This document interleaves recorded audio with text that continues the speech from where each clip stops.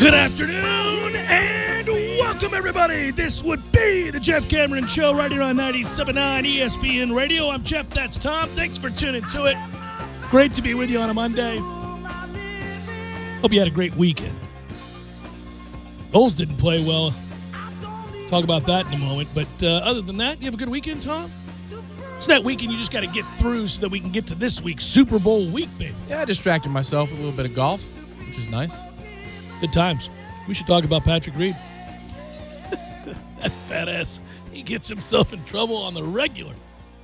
Man, have some awareness about you, buddy. We're online at ESPNTallahassee.com. That's where you go to listen live via the streaming if you want. You can email the show if you like, jcs at 979ESPNradio.com. On Twitter, it's at JCameron Show. You can also find us, like I said, after the show ends. We'll post all 3 hours. Apple Podcasts, Spotify, all that good stuff. Hello, YouTubers. Good to be with you. I hope in PGA Tour 2K22 you can play as Patrick Reed, and if you've got a buried lie in the bunker, move it around. It pops up and it says nobody's looking. Move the ball. Yes, no, and you just hit it. It's an option. You could be Patrick Reed. It's real good simulation. Guy just doesn't. I mean, it's unreal. Brazen just doesn't even care. He's like, I'm all in on the cheating now. How you say, screw your rules? Yeah, so if he goes in the water on 18, at the Players, and it's like if you use Patrick Reed, you can actually take a line 50 yards up the fairway. Only if you use Patrick Reed. Yeah, nobody else gets to do it. That's good. All right, so I mentioned it a moment ago. Let's start with a couple of things. I guess actually let's start with the good news. Florida State got yet another commitment. And this is at the quarterback position for 2022. I'll tell you something, man. I sense there's a slight buzz. I don't know how good this kid is. I know he's a top 250 quarterback. He's a top 250 player, I should say. He's a top 15 pocket passer out of the state of Arizona. I know he's big. I know that he was blown away by his visit. And you get the services of a 6'3", 6'4", 230-pound kid, pocket passer. Again, big arm. Okay. I typically take a look at who it is we're beating people out for. Like who are we trying to get this kid from? Who are we trying to keep from getting this kid? I saw where Florida wanted him, and he said yes to us over Florida. That's a big deal. Arizona State, not as much. Rutgers, not as much. Although Schiano's already starting to get Rutgers moving in the right direction. But yeah, I mean, okay, so you keep him from Florida, and again, it shows that the coaching staff is out working hard, and that they're building relationships. Clearly, they got something going out in Arizona right now. But this kind of continues a trend, frankly, for 2022, and there's still some stuff we'll see maybe this week for 2021. It continues a trend of pretty positive things happening in the world of recruiting. Relative to what you've been the last 4 years, relative to what you are after this season, a season of COVID where you couldn't build relationships and you couldn't have people visit and you couldn't do the things that a new coaching staff desperately needs to do, I'd say that they're getting some answers here that are pretty positive. They reveal some things that if you're a diehard hoping. Right now, lately, it's been hoping against hope that you can create a buzz, that you can get some sort of forward momentum in the wake of all this. This does appear to be that. So we'll doff the cap there and say, all right, got some things going. Yeah, you're relevant in a way that we haven't been in some time, and the hope is that it sticks. But how many times have we seen, say, Miami have a really good outlook for a class that's upcoming a year ahead of time, and they've locked up 10 to 12 kids. Oh, sure. And then you go out and have a bad year. 4 stars, and then the next thing you know, it's November. They lost 4 games, and all of them leave. Correct. So you've got to fortify it. The question is, and I don't want to be pessimistic about it, so I'll take the optimistic side. How many games do you need to win in order for the fort to be held down? I think that's true of every single recruit that we get to say yes. I think that we all do it where we sort of, we're not so much looking at it with a jaundiced eye, but rather we are looking at it to say we understand this is a verbal commitment. We understand that games are played between now and the time they arrive here, and wins and losses tend to influence a commitment's stick-to-itiveness with Florida State, whether or not they're going to say yay or nay. Sometimes that's not true. Sometimes it's a legacy kid, and he's coming no matter what, and he's going to buy in and understand that it's the long road to hoe. Other kids, it absolutely is true. They feel real good about it after a visit, and they say yes, or they come. Like this kid came to town, which is kind of amazing. And he says that he loved it. He was blown away by it, he and his parents, and he's committing. Well, I mean, that's fine. Now you go out and say you start the season and you're, next thing you know, you're 3-3 or 2-4 or something like that. And they're like, well, on second thought, maybe Florida looks to be the better option, and so we're always aware of that. I just think that if you're in a position to gain a kid's trust this early on after all Florida State's been through and what we haven't been able to show on the field, it's a good sign that those doing the recruiting are able to pitch in such a way that you convince a kid to take a leap of faith. Yeah, objectively speaking, that's all true because the hand that they're dealt and the lack of regional recruiting that they are afforded just by working here. And that's something that would happen. The fact that they cannot build those relationships throughout the state of Florida hasn't stopped them. It hasn't deterred them from trying to make relationships or using old relationships that they've had in the past, which is the footprint in Arizona for Norvell, for Kenny Dillingham, who obviously has previous work history in that state. So it's not the best. It's making lemonade out of the situation, but you need to do that. And you need to afford yourself the opportunity to get the best recruiting class possible. And then hopefully, when the dead period is lifted, you can forge those bonds regionally that you should have been allowed to forge last year correct. This time. That's the thing. Last year this time, they were doing those hotel open bars where they said, come on by. We've got some cocktails. We've got some appetizers. Let's just sit down and have a conversation about football. And they did that throughout the state. Some were more well-attended than others. But that's what they were doing this time last year, and then it all came to a halt. Remember Mike talking, and I don't think he minds this, but it was a little bit off the record when we had the chance for the luncheon. He couldn't wait to showcase spring camp. Of course. He couldn't wait to show them how we practiced, and they didn't get the opportunity to do so, save for 3 practices. And I don't know if they're going to get the opportunity to do that this spring because it looks like the dead period's lifted in April. But you can at least put a face to a phone call or a text message now, and you can have conversations. That's coming soon. Yeah, I was in the midst of documenting, as we all did. We watched the games and we covered the games and we talked about it on this show, and we talked to our sources and everybody else over there once we were excluded from the building, once we weren't able to go over there and continue to watch. We watched those first 3 practices. We had those luncheons. We sat down and talked to players specifically about what the staff was doing, and then we saw with our own eyes, at least for 3 practices, and then it all got shut down, and that was infinitely frustrating. But probably none more frustrated than Mike Norvell, because there's a guy in year 1 who now is, at that point hamstrung. But he's also a guy who has such belief and faith and I think passion for the way he operates and the way that his coaches operate and the way they conduct practice and what they demand of players. And he's counting on that to show through. And for you to witness it and want to be part of it, and then all of it was taken away. So yes, it's exactly right. It was the number one thing I was excited about in the limited time that we had the access that we did. That was a well-oiled machine from day one. The enthusiasm, the expertise, the sort of the pace, everything about it seemed to be a winner. That's a really good way of putting it. I never really thought of it that way. Like, what are you passionate about? And different coaches are passionate about different things. Some are alumni, and so they care about the school. Some are passionate about, like, the next step, and they're just looking to get by, or some are passionate about recruiting and X's and O's. Norvell is passionate about his own process of how things get done. Yes, because that's what he learned loves from a lot of people, and he talks about those coaches that affected his life on and off the field all the time. He was basically raised by football, and he's not afraid to say that. He has said it in multiple interviews. It's not me just misquoting him. I'm using the many articles I've read about him and the speeches he's given, in which he talks about, hey, his mom had him when she was young, and a lot of the men in his life came through playing youth football all the way through high school and on into college, and so it's a passion for him. And he talks about what those coaches meant to him and how he's wanted to in turn give back in the same way. Now he wants to win, he wants to make money. We all have that goal.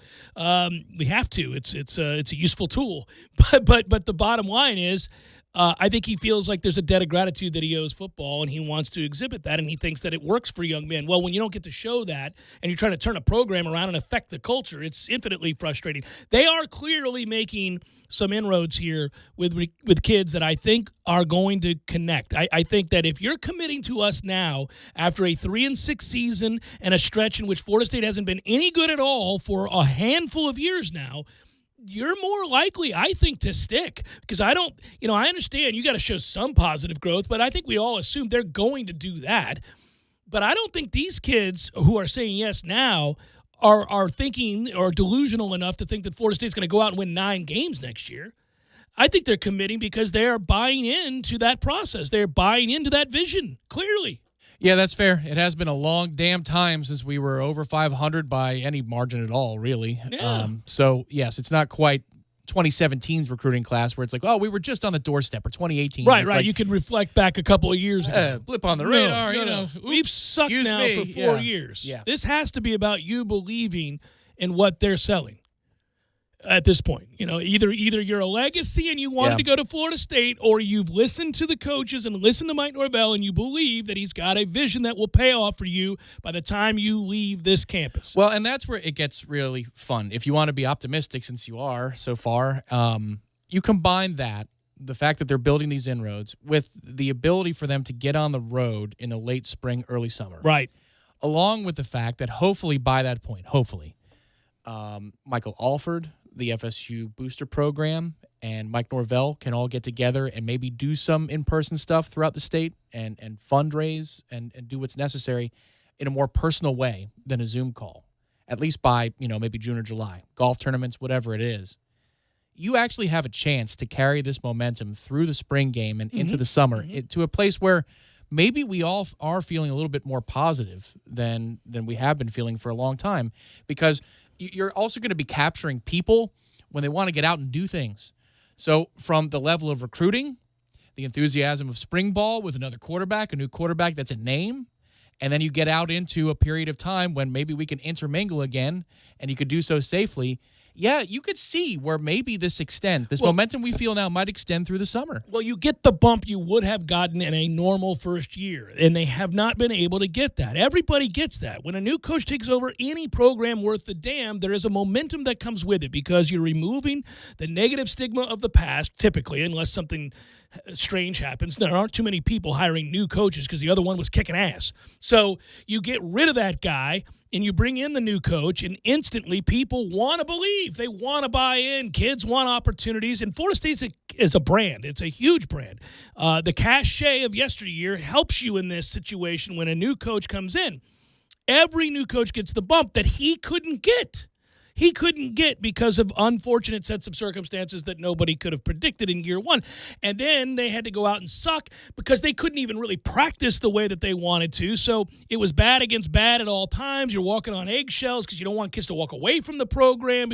They're not getting to live the normal life of a college football player with COVID. All this situation made for a nightmare scenario. You might now be seeing what that first-year bump usually is as we start to emerge out of this. But I also think, given the transition in the boosters last year to now, we're in a better position to capitalize on that and get the infrastructure necessary to be a big-time program. Well, I think there's going to be an interesting talking point there. I think in the coming year, we're going to begin to hear conversations. There'll be a lot of rumors about what they will or will not be able to do in regards to a new football-only facility, whether or not that's going to happen. Do they just extend the Moore Center?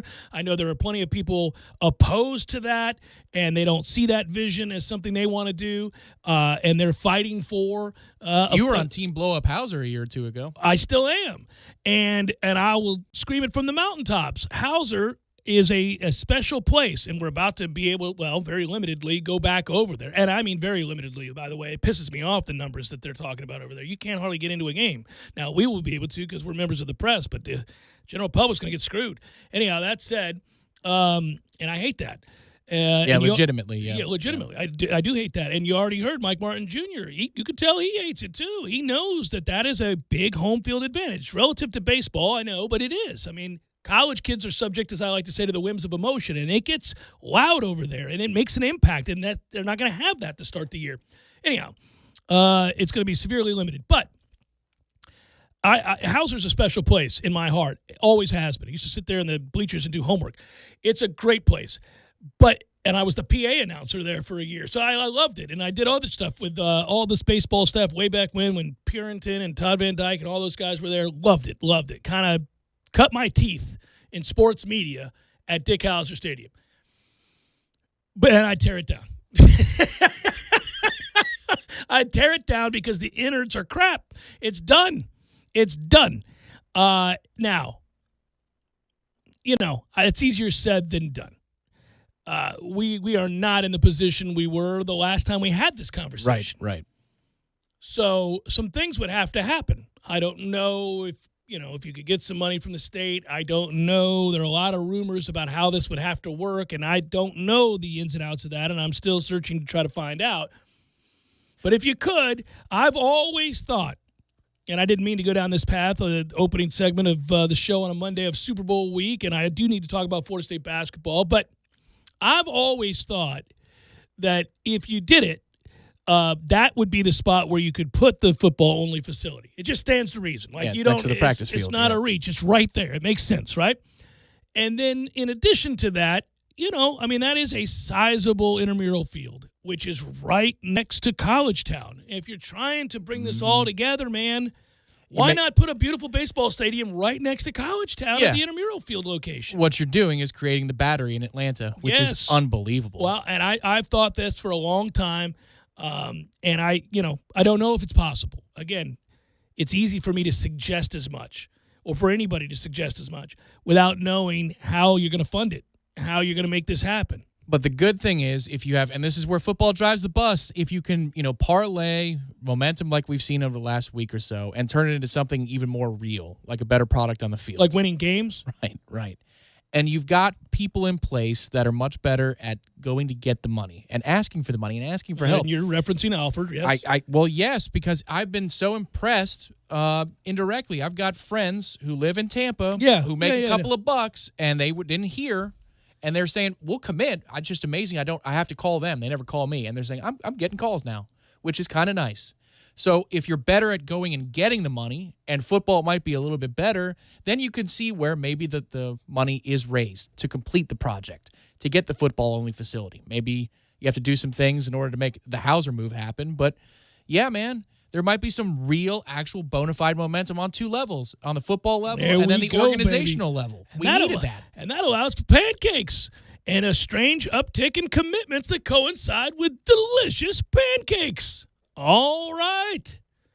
Now the negative. Florida State came out impotent against Georgia Tech, listless against Georgia Tech, and they suffered the consequences. We'll have to talk about it next. Jeff Cameron Show 97.9 ESPN Radio.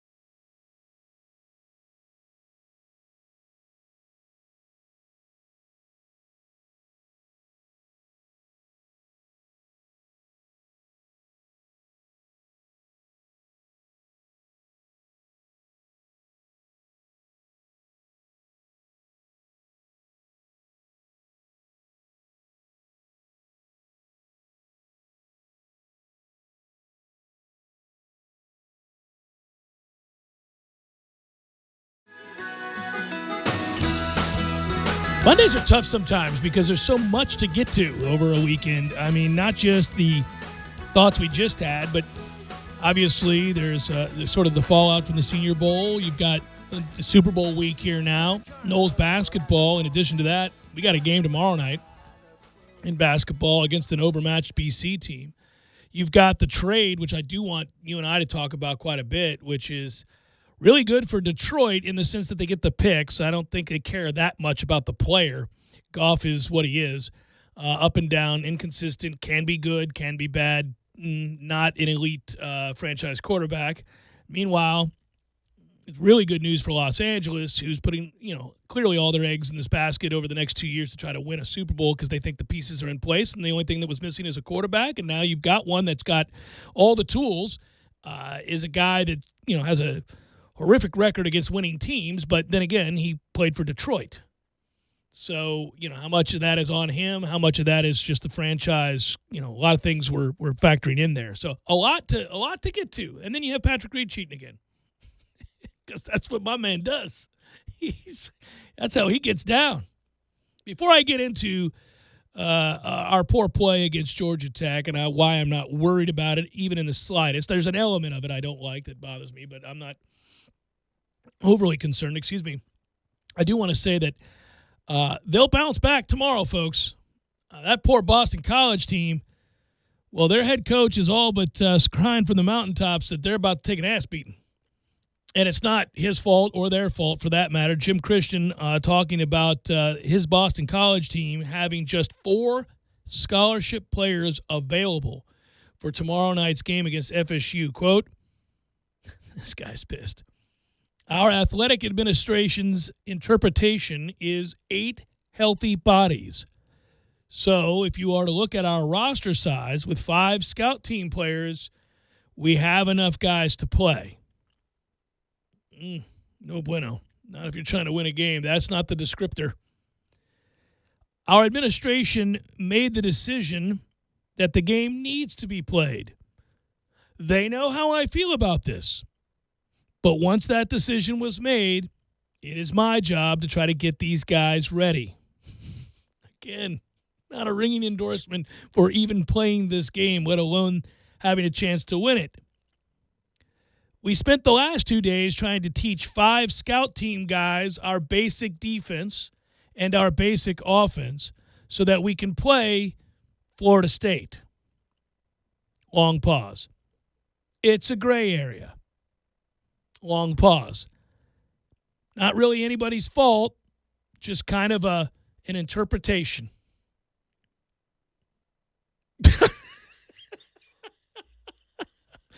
Oh, that guy needs a hug. Come here, buddy. Come here, man. That's a toughie. So there's 2 ways to approach that if you're him. One, the way he did, or 2, say, I am so excited to let our scout players show their wares in the ACC and embrace the challenge, and it's a reward for all their hard work and yada, yada, yada. But he decided to go with my administration is a bunch of... he's angry.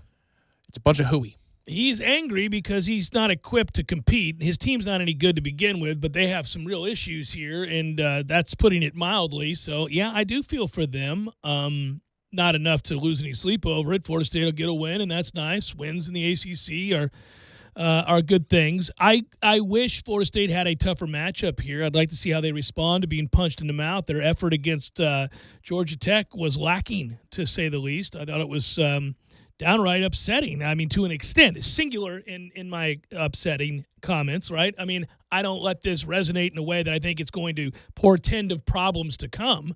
I don't. I just think it's a day in which they couldn't shoot. They couldn't hit the broadside of a barn, and they did not match Georgia Tech's intensity whatsoever. That, too, is problematic. But Georgia Tech was the more desperate team. This is why when we get into what you value, I am always harping on the fact that I don't care about the tournament. I'm not talking about the NCAA tournament because ultimately that's how you decide a national champion. It's less than ideal, but it's what it is. The ACC tournament, any of the conference tournaments, they're money grabs. We know that.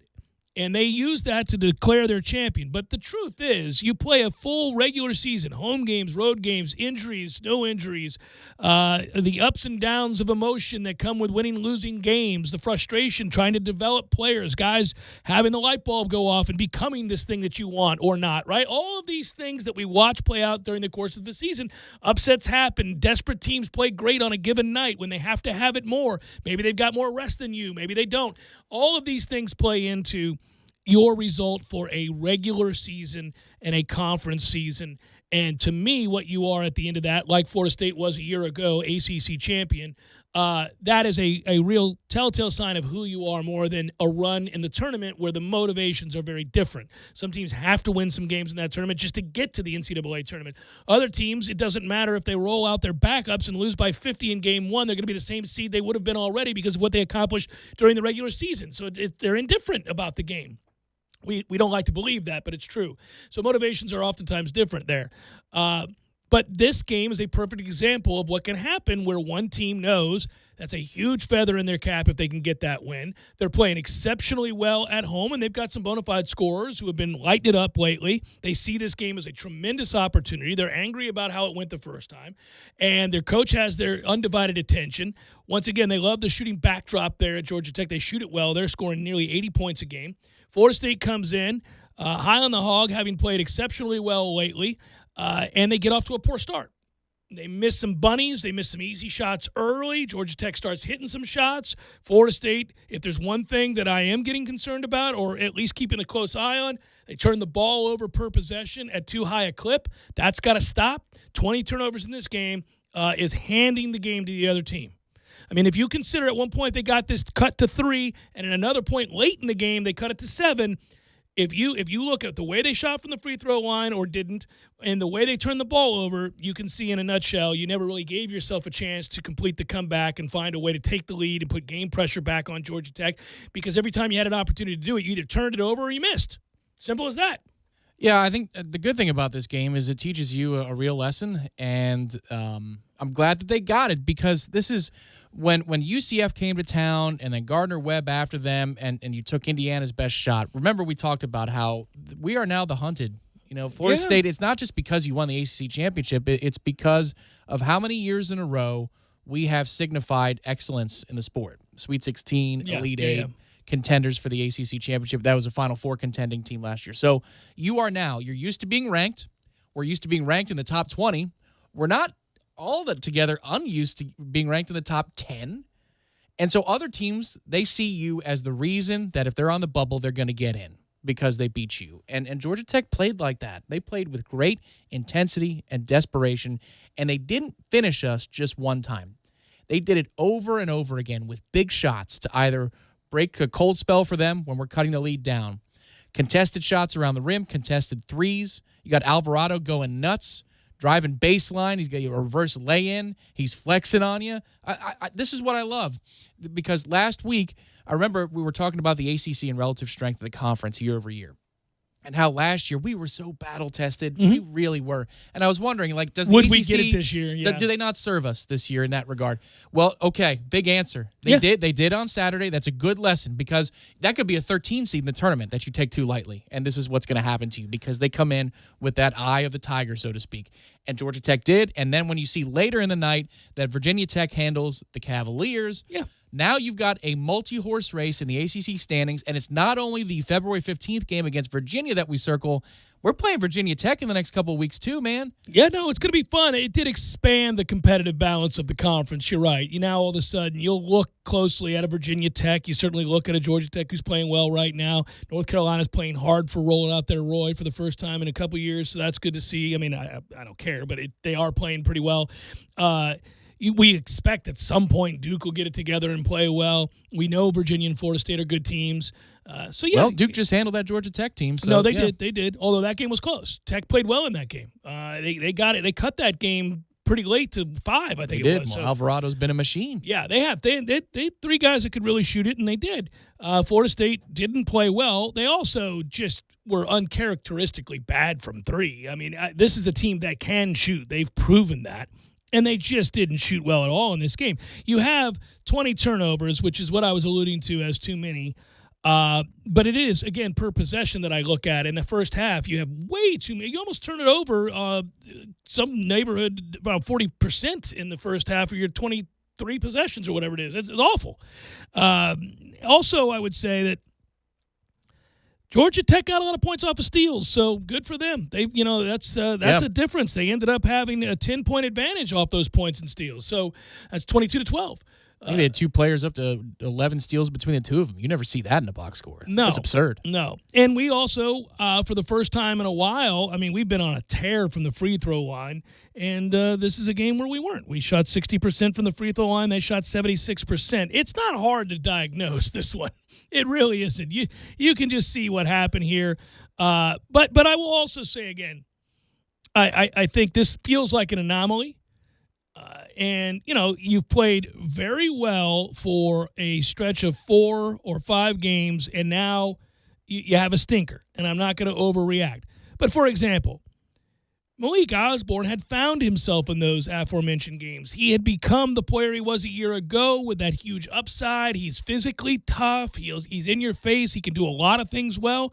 And then you look at this game.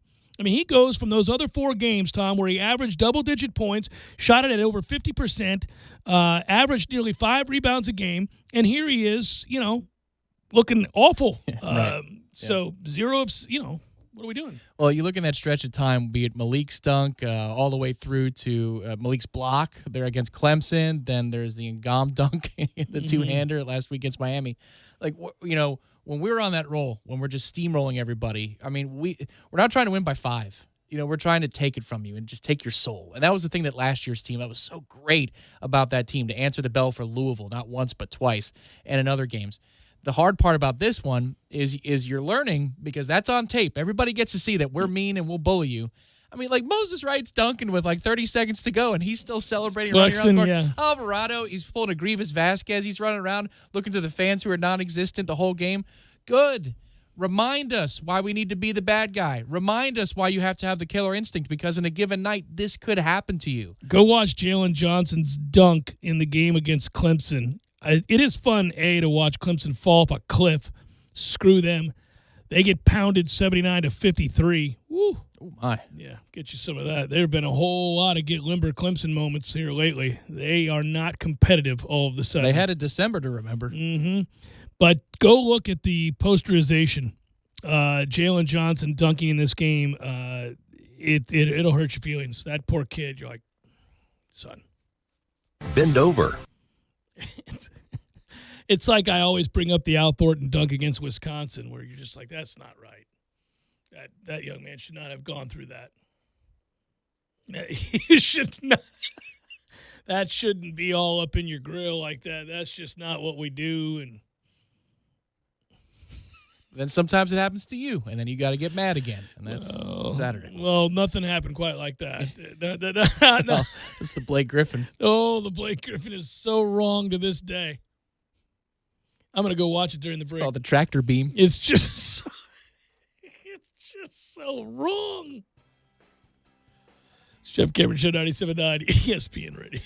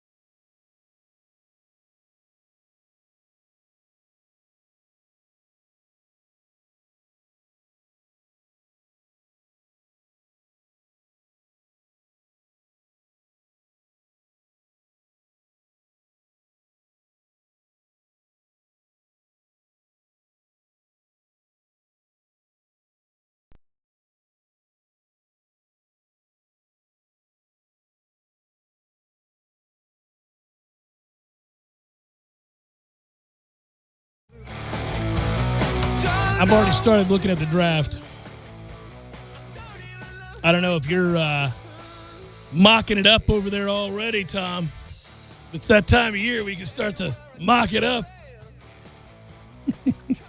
Obviously, Trevor Lawrence goes number 1 to Jacksonville. You want to play the cue? You want to do it? You could do it. Why not? Johnny Manziel. A draft analyst for ESPN dropped him on a make-believe website page. That's going to be the measurables that ultimately determine where Manziel goes in May. Right now, he does not belong in the top 25. If he beats Alabama again, everybody's going to say, oh, boy, move him up. No. You're number 1. Who does Houston take? I'm going to go with Johnny Manziel. He's going in the top 5 somewhere. Hey, what's wrong with number 1? Johnny Manziel is a magician on the field. If he eats, sleeps, and drinks football 365 days a year, to me, he can be a very good to great player in the NFL. Draft analysis. Never gets old. I love that we were able to juxtapose those two things like, the same guy. No! I'm going to go Johnny Manziel. Everybody says he beats Alabama, put him number 1. No!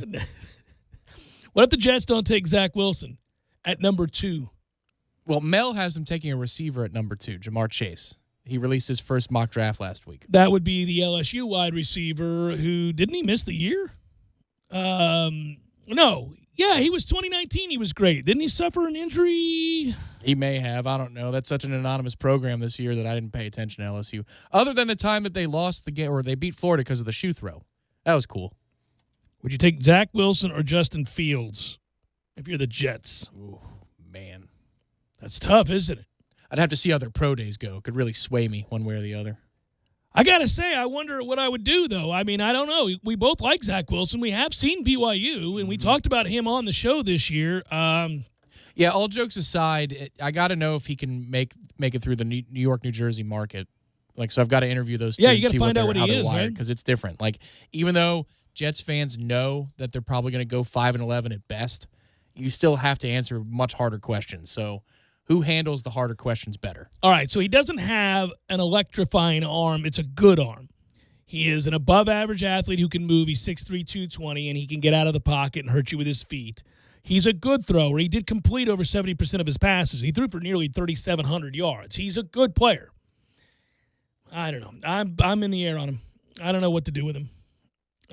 He took a huge step forward from his first season to his 2019 season to his last season. So he was. No, we made a point a few times to say, hey, have you watched BYU this year? Like, my God, you're talking about Wilson, right? Or are you talking about Fields? Wilson. Yeah. Yeah, we made a point. It was like September. We're like, hey, have you watched BYU lately? That kid can throw it, man. So I would say this: if the Jets don't take a quarterback and they do what Mel says and take Jamar Chase, that leaves the Dolphins in a position that is it's enviable.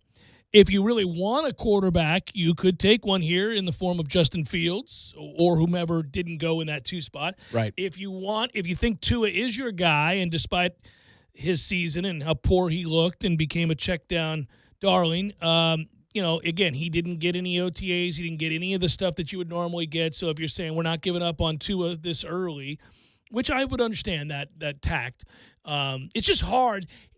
It's hard for Dolphins fans who watch Tua play because all they have to do is look over there in Los Angeles and see the Chargers play. And you're like, that looks very different than what we have. Yeah. These two things don't look alike at all. There's a willingness to go down the field in one of these markets, and that's not us. But so I understand that it's violating the rules because we stand on the principles of good old mock draft staying static. Oh, you want to make a trade? Those two teams are going to be calling the Texans. Those two teams are going to be calling the Texans and offering the second or third pick for Deshaun Watson. So who does Houston want to take? I think legitimately does enter into this the discussion here. Houston has come out and said they have no interest in trading him. Yeah, well. I know. And I get it. If I'm the new coach of the Houston Texans, I'm like, no, man, we do not trade away our franchise quarterback. He's an MVP caliber. I don't know that there's anybody else out there like this. I mean, my career is going to be tied to this. We're screwed. Oh, man. I don't know what you do. I'd call that kid every day. Listen, I was not part of what happened here. I'm going to ensure you that my word is bond. We're going to be all right here.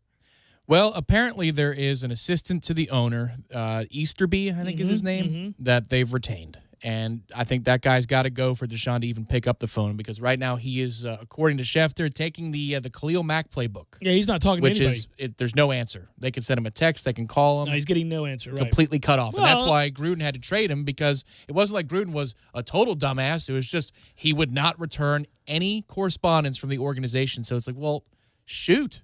You either got to make this guy sit out and piss him off even more or you trade him and get the most assets that you possibly can.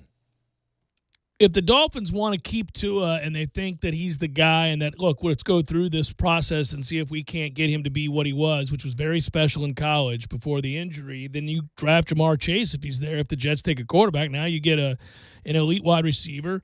And now you got him something to work with. That's a burgeoning offense. It's a franchise that's moving in the right direction with a coach in Flores who's very, very good. The Dolphins are going to be one of the most interesting teams in football for the foreseeable future. And I love that the state right now has 3 fascinating teams. Look, I don't care anything about the Jaguars, but I'm going to pay attention. Urban Meyer's there now. They're going to have Trevor Lawrence.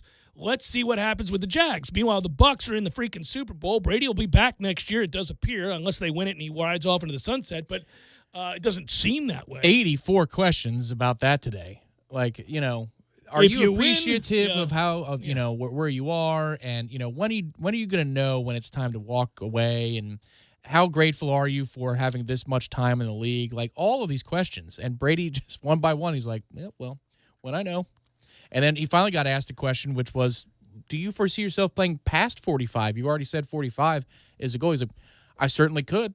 He doesn't seem to be intent on leaving the game anytime soon. Like, the guy seems very, very happy playing football. But it was weird. The people who are asking that question are typically dialed in. So I'm like, is there like an undercurrent like that if the Bucs win, he's done? I don't see why. Well, because what the hell, man? That's 7 championships. What are you going to – I mean, I don't know. I mean, I guess you'd say, well, why is he still playing now? He's got 6. Correct. But – with this situation and they're not going anywhere. No, they're not going anywhere. They're going to get better. I mean, I'm telling you, they're going to get better because they're going to continue to add to this roster through the draft. They're going to get a good player. If there were all these purging contracts at the end of the year, fully understand. But so, for example, I think this is fascinating, and this is why the NFL is doing really well right now. I mean, it's always doing well, but I think because college football's got some struggles right now, these talking points about what teams do and when and who's on their way out, who's on their way in, extends to a lot of teams. So in the state of Florida, we've got the newness going on in Jacksonville. Florida's done a good job in Miami. I'm going to guess that they stick with Tua and try to develop that, and if so, then they'll get the elite receiver or an elite receiver and see what happens. But the Falcons right up the road. All right, look, they're done with Matt Ryan. It appears he's about done. They could make a trade. They could do something, but they also are going to be in a position to draft 4th, and they could take Justin Fields. And if they take Justin Fields, they're signaling to Matt Ryan, you're done. Here we go. Their lives just got a lot easier because of the trade. Yeah. Because Indy and San Francisco are 2 teams that are heavily tied to Matt Ryan. And now that Matt Stafford is out of the fold and the musical chairs, right, there's still a chair in front of both those franchises on the West Coast and in Indy, Atlanta's got to be like, perfect.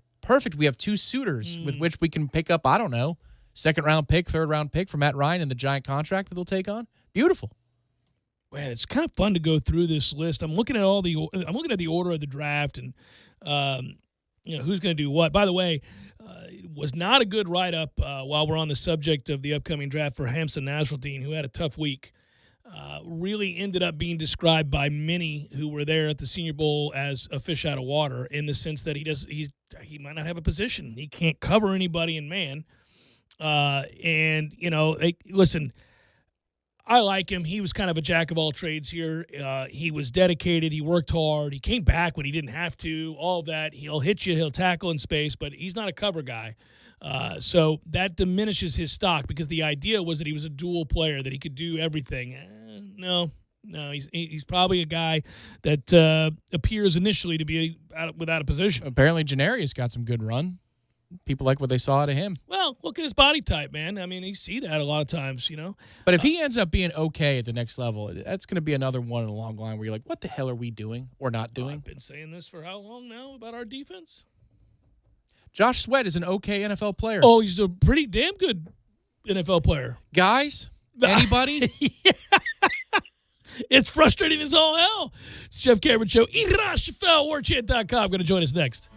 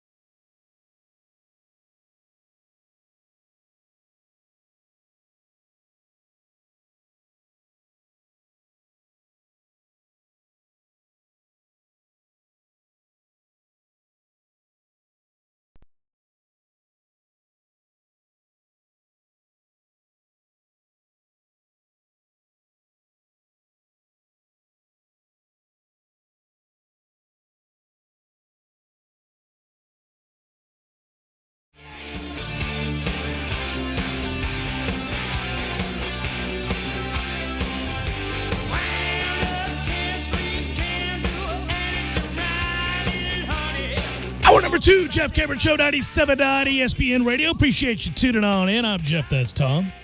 Hope you're having a good Monday. By the way, all guests appear via the Phone Hero hotline. Phone Hero specializing in iPhone and iPad repair. 2 locations, 2915 Cary Forest Parkway, 833 West Gain Street. Online at phoneherotlh.com. By the way, on Twitter, it's at J Cameron Show. Hello, YouTubers. Good to be with you. Don't forget, if you miss portions of the program, you'll get caught up, if you'd like to, by checking us out. Apple Podcasts. We'll throw it up there. Rate, review, share. All the goodness. Man, I'm getting giddy about FSU baseball. It's nearly upon us. I actually texted this weekend with Mike Martin Jr. We're starting to talk baseball a little bit. How did that feel? Good, man. I'm starting to, listen, we're in the midst of this basketball season, and I'm locked in on Florida State, and we've got the Super Bowl coming up, so there's still a lot of clutter. But my brain's starting to lurch forward a little bit about baseball, and I'm just thinking they got a good team, They're going to really be able to pitch, and they've got a good team. And I'm excited for the product that is college baseball, because it's going to have to be what I live with this year, because the product in Pittsburgh is not watchable. It's going to be close. In terms of quality. Florida State could be better. It feels like at least the pitching staff. Yeah, that's true. Let's bring him in, as we're wont to do on Mondays. Ira Schoffel. Ira Schoffel is the better way for me to do this. That was lazy. It's lazy of me. I got to get it together. War Chant Talk. Hello, Ira. How are you, brother? I'm good, Jeff. How you doing, man? I'm good, brother. I'm doing really well. All right, so I don't look at the loss to Georgia Tech as anything but a hiccup, a poor performance. They couldn't hit the broadside of a barn. I did mention before that I'm getting slightly concerned about turnovers. They had 20 of them there. Your thoughts on what happened against Georgia Tech over the weekend? Yeah, I wouldn't overreact about one game. I mean, it was definitely a game where the energy wasn't there for whatever reason. You just saw too many possessions offensively where, a guy would get the ball, dribble around, and then they'd end up forcing a shot. There just wasn't any rhythm to the offense. You didn't see guys really kind of creating for each other. And in a one-off game, you don't overreact to that, especially, again, playing a team that Georgia Tech's a solid team. Yeah. They've had a couple nice wins. They've had some games they could have won against Virginia and Louisville. But it just seemed like, for whatever reason, they just did not, Florida State just didn't bring that energy. What would be a little concerning is the fact that it's really kind of 2 games in a row. They didn't play well against Miami. They blew Miami out because Miami's awful. But they didn't really play well on the offensive end in that game either. They just kind of overwhelmed them. So that's a little bit concerning. And then defensively, I thought that's what I expected to see in the second half. We've seen, just like all college basketball teams, they'll have stretches where, they come out and they just don't play great offensively. And a lot of times, especially a team like Florida State, you expect them to come out after halftime, really turn it up defensively, try to get some runouts, try to get some deflections and steals, and let that lead to offense. And they really didn't do that.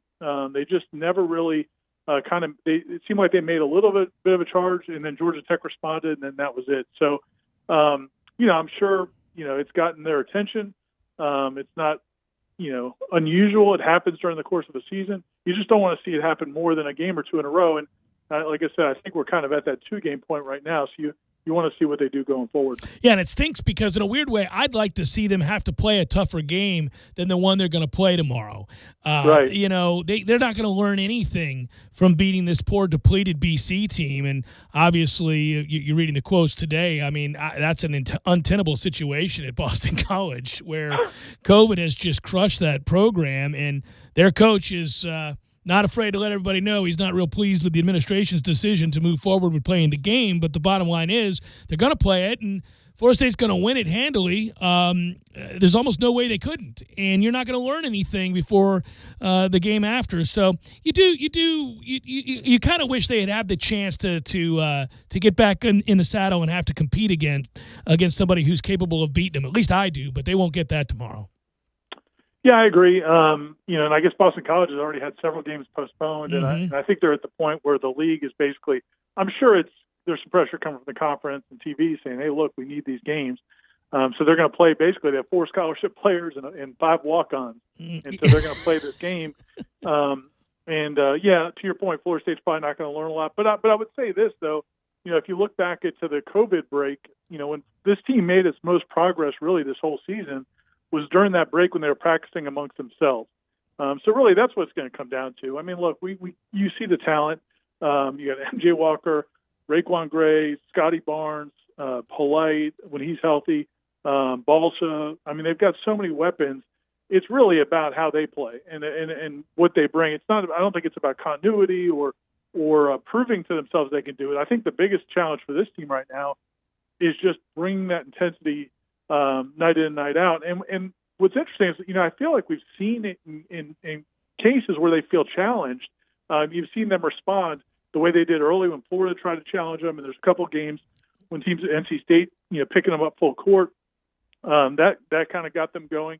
Clemson chirping got them going, but they need to get to a point where it doesn't require that. Like, they just need to come on the court looking to impose their will more than waiting till they get challenged by somebody else. And that, in that game against Georgia Tech, that kid, those guys were challenging them early, and they didn't really respond. Yeah, that's why I was surprised, Ira. Ira. It just comes down to what they bring internally is going to determine how well they play. Yeah, you bring up a good point. I was very surprised. Georgia Tech, I knew Georgia Tech would come out with a high level of intensity. The game's more important to them than it is Florida State. It's a chance to get a feather in the cap in the resume. They're playing at home where they had played very well in the preceding 5 games. So everything about the situation suggested that Georgia Tech would bring it and Florida State would have to match. And when Georgia Tech brought it, not only in terms of being efficient, scoring, and creating turnovers, but then, the theatrics afterwards. I would have thought that would be something that at some point you go, oh, okay, so you're going to bring a little what for this afternoon? We'll have to retort. And I never saw it. And that surprised me, I think, more than anything else. The result didn't necessarily surprise me, I don't suppose. It happens over the course of a long season. But I did find it surprising that they didn't seem to return the intensity. Yeah, and, there were weird things. There were little subtle signs early in that game that made you think, this isn't what you're hoping for, because 2 or 3 of the Alvarado, his steals, were plays where one of the bigs has the ball and is just dribbling the ball, and nobody tells him, hey man, that guy's coming behind you. Like, there was just no communication. Right. And then he's over there flexing in front of your bench. I mean, every time he makes a play, he's putting his chest out and let everybody know what he wants to do. And yeah, there just wasn't that response. It would have been nice. That was probably the first game I felt like where I think they might have missed Anthony Polite a little bit, because I think he's a guy that maybe could have done a little bit better job of locking him down defensively. And Scotty Barnes didn't play as much as we would have liked. He got a head injury early in the game. It had to be evaluated, but I think that's they're always the last several years now they've had trouble when teams have really quick guards. So that's not surprising, but I would have that's a game where maybe Polite would have helped. But then when we talked to Coach Hamilton today, it doesn't sound like Anthony Polite's any closer to playing. He doesn't have any timetable at all. It doesn't sound like he's practiced in a while, so we don't know when that's going to happen either. So it would appear, I guess, just based on this time frame that's gone by, that injury to Polite, and I'm not trying to suggest it's cataclysmic, but clearly this was a little bit more serious than maybe we all thought originally, because I'm surprised he's still out. And like you, just observationally, when you've seen him in these games that we've played at home, you kind of think, oh, he's going to be all right. And now there's no timetable for his return. I think it makes you raise an eyebrow at the very least. Yeah, I was kind of surprised when he's been saying that the last couple of times, because a couple of weeks ago, I think Coach Hamilton said it would be maybe another game or 2. He's never super specific. Right. In fact, today, at the end of it, he said, well, at the end of the day, I'm not going to tell you when he's coming back. He's just going to go out there and play. But it didn't sound like it was anytime soon. So that's a little bit of a concern. And you just got to get more from, Raekwon Evans and Scotty Barnes. And again, I think, more from the, it's just got to come from the defensive end as much as anything, because I think that's what sets the tone offensively. One of the things Hamilton said after the game Saturday was he felt like the offensive struggles led to the defensive struggles. Like, it took the air out of them. Yeah. And it just kind of, usually it goes the other way. And so, you just like to see more of that energy on defense and have that carry over the other way. Take me through what this means, the latest commitment for Florida State at the quarterback position for 2022. Nico Marchal, how do you say his name? I'm probably saying it wrong. It's just the L is silent. It's just Marchio. Okay, Marchio. Okay, Nico Marchio. That's good to know. I've been saying it wrong already.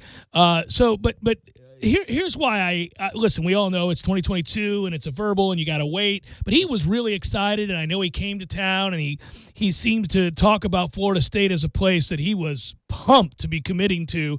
And moreover, this is on the heels of some names in this class that get people excited, either because of their ranking, their star ranking, if you will, or their film, or both. So like Aaron Hester, to me, when I look at him, I think that looks like a player. I don't care what he's ranked. He looks like a player, and I know he's a legacy. Right. But obviously Travis Hunter could end up being one of the biggest, if not the biggest name in the country before this is all said and done. And he's a kid who's expressed his undying, unwavering love for Florida State. So you feel like that might stick because he gets the history. And then you've got McAdoo and Kelly, and now this kid. Am I wrong to think they're gaining a little bit of momentum here? No, they definitely are. I mean, this is exciting. I mean, not just because right now they're ranked number 5 or 6 in the country as a class. It's so early. We're still a year away from. Well, we're 9 or 10 months away from the early signing period, and a lot can happen between now and then. But really, I think the most impressive thing is the talent level of those guys, as you said. Hester is a guy that is very impressive. Yes. Nigella Kelly, who Michael just wrote a story about, we ran on our website over the weekend. When he committed, he only had a handful of offers to Florida State. Committed last August, and he's gotten he's got 16 or more offers now, and is really impressive. He had a really impressive season as a pass rusher out of South Florida. They've got, as you said, Travis Hunter may end up being. If you talk to like Chad Simmons and some of the national recruiting guys, they think Travis Hunter might be the number 1 player in the country in that class. Then they're also going to be involved with, Marvin Jones Jr.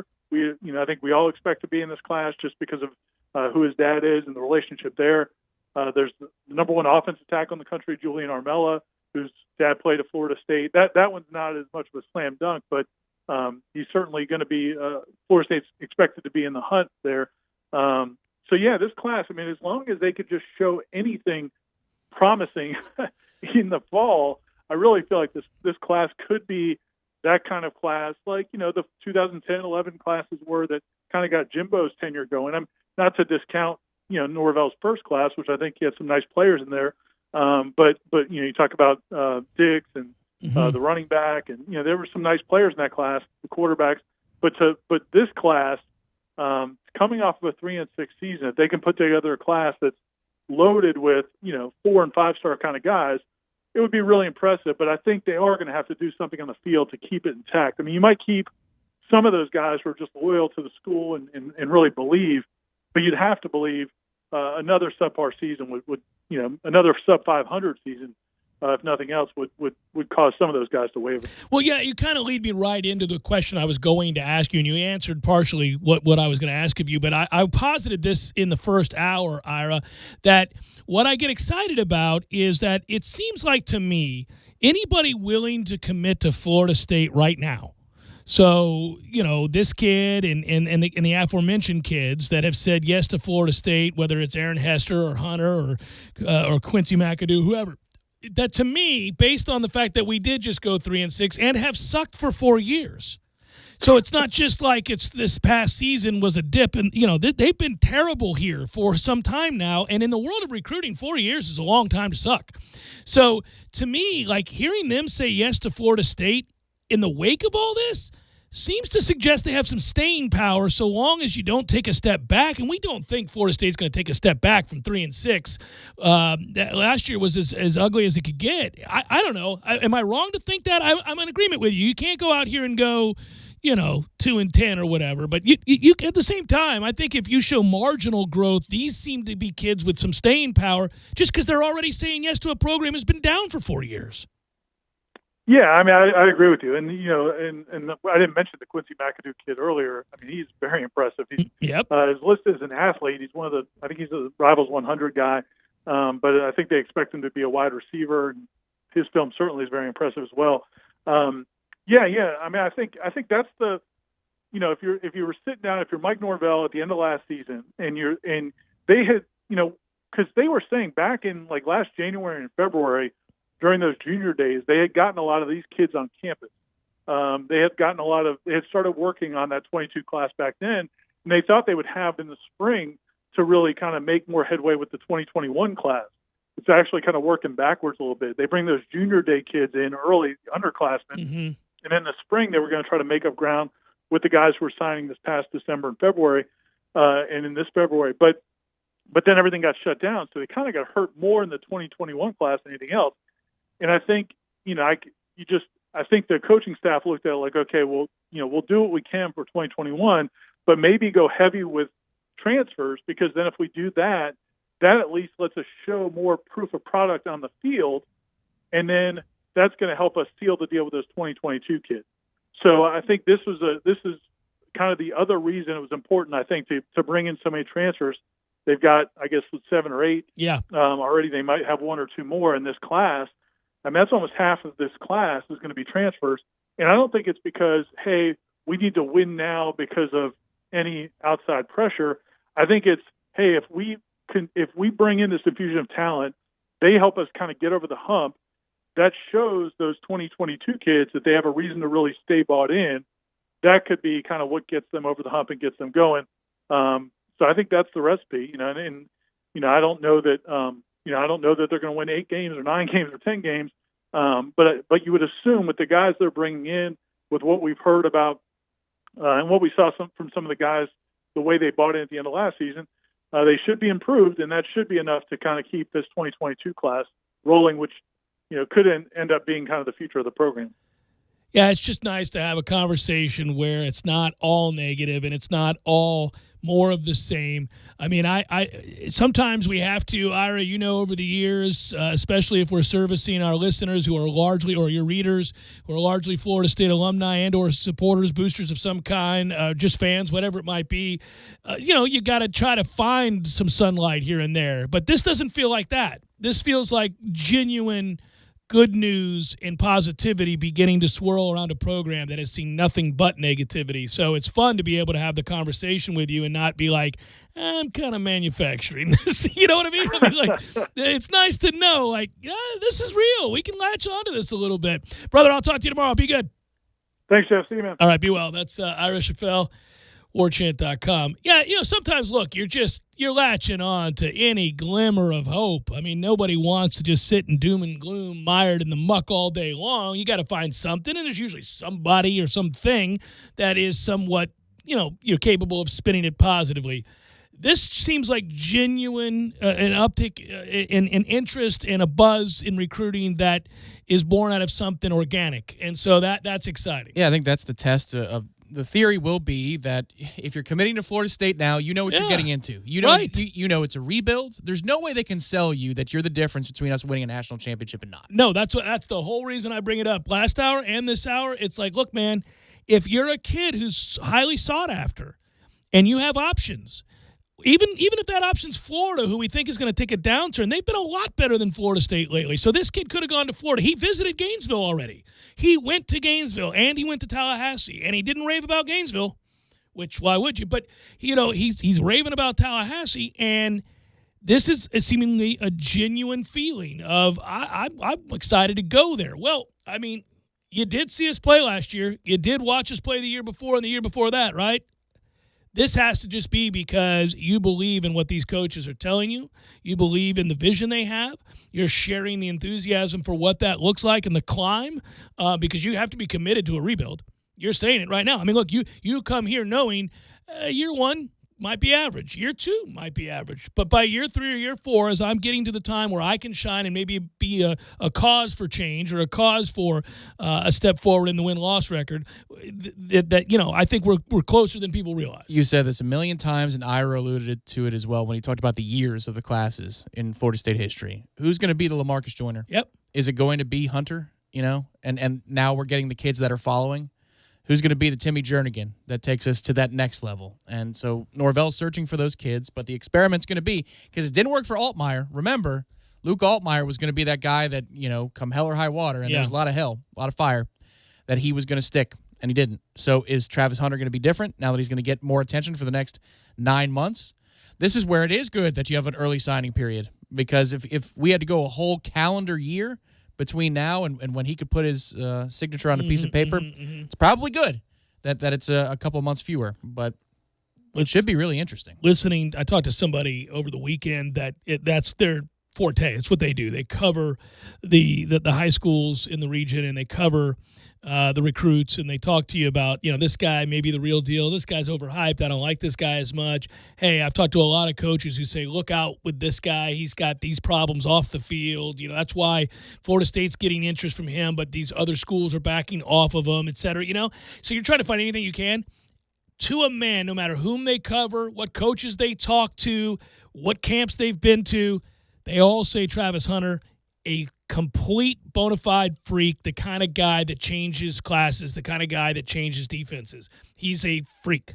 Well, but it's a legitimate question to ask because it's us. You're saying yes to us. On the other hand, if you want to be the skeptical Noel and you're like, well, is he a 4-star because we're talking to him? Is he a 4-star for Arizona, or in Hunter's case, is he a 5-star with some problems? And that's the reason Why he's is he picking with Florida us? State. Yeah. Right. Like, is he a risky a prospect to bring in? Like, you got to ask those questions because we're not used to having nice things these last few years. Not these days. Right, yeah. I mean, that's always true. When I see 5-stars right now saying yes to Florida State, or in the case of Travis Hunter, he's the one, right? When you see that, you go, what's going on there? I mean, Right. why is that guy saying yes to Florida State when Alabama wants him, when Georgia wants him, when every school in the country wants him, and including, Clemson and everybody else? Why is he saying yes to us? You can't help but inquire. And sometimes you get lucky. Sometimes it's that, hey, man, he's, nearby Georgia, and, oh, by the way, grew up a Florida State fan, and there's connections there, and he loves the history of the defensive backs at Florida State. You were on him early before the Youth of Fanfare. Right, and then he's just continued to soar up the ladder. Not only number one at his position, some people think he's the number one recruit in the country, period, of any position. That'd be damn cool. Well, if you have 10 pancakes to allocate, you need a class leader, right? So that's at least 4 pancakes? Bare minimum. Yeah, I think you got to get that kid. Chef Cameron Show, 97.9 ESPN Radio.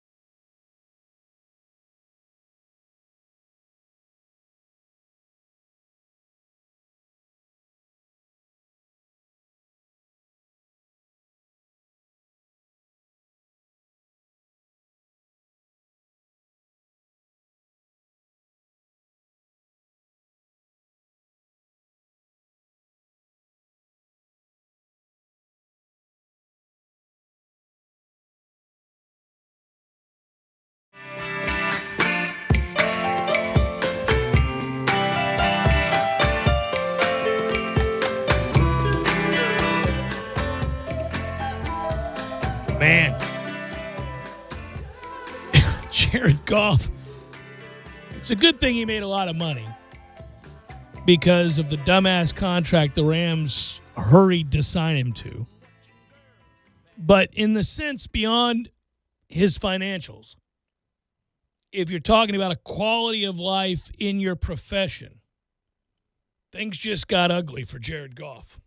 You go from Sean McVay, offensive mastermind who coaches around your many weaknesses and puts you in the best possible position to succeed repeatedly, to Detroit, who just hired a coach talking about eating people's kneecaps at the presser.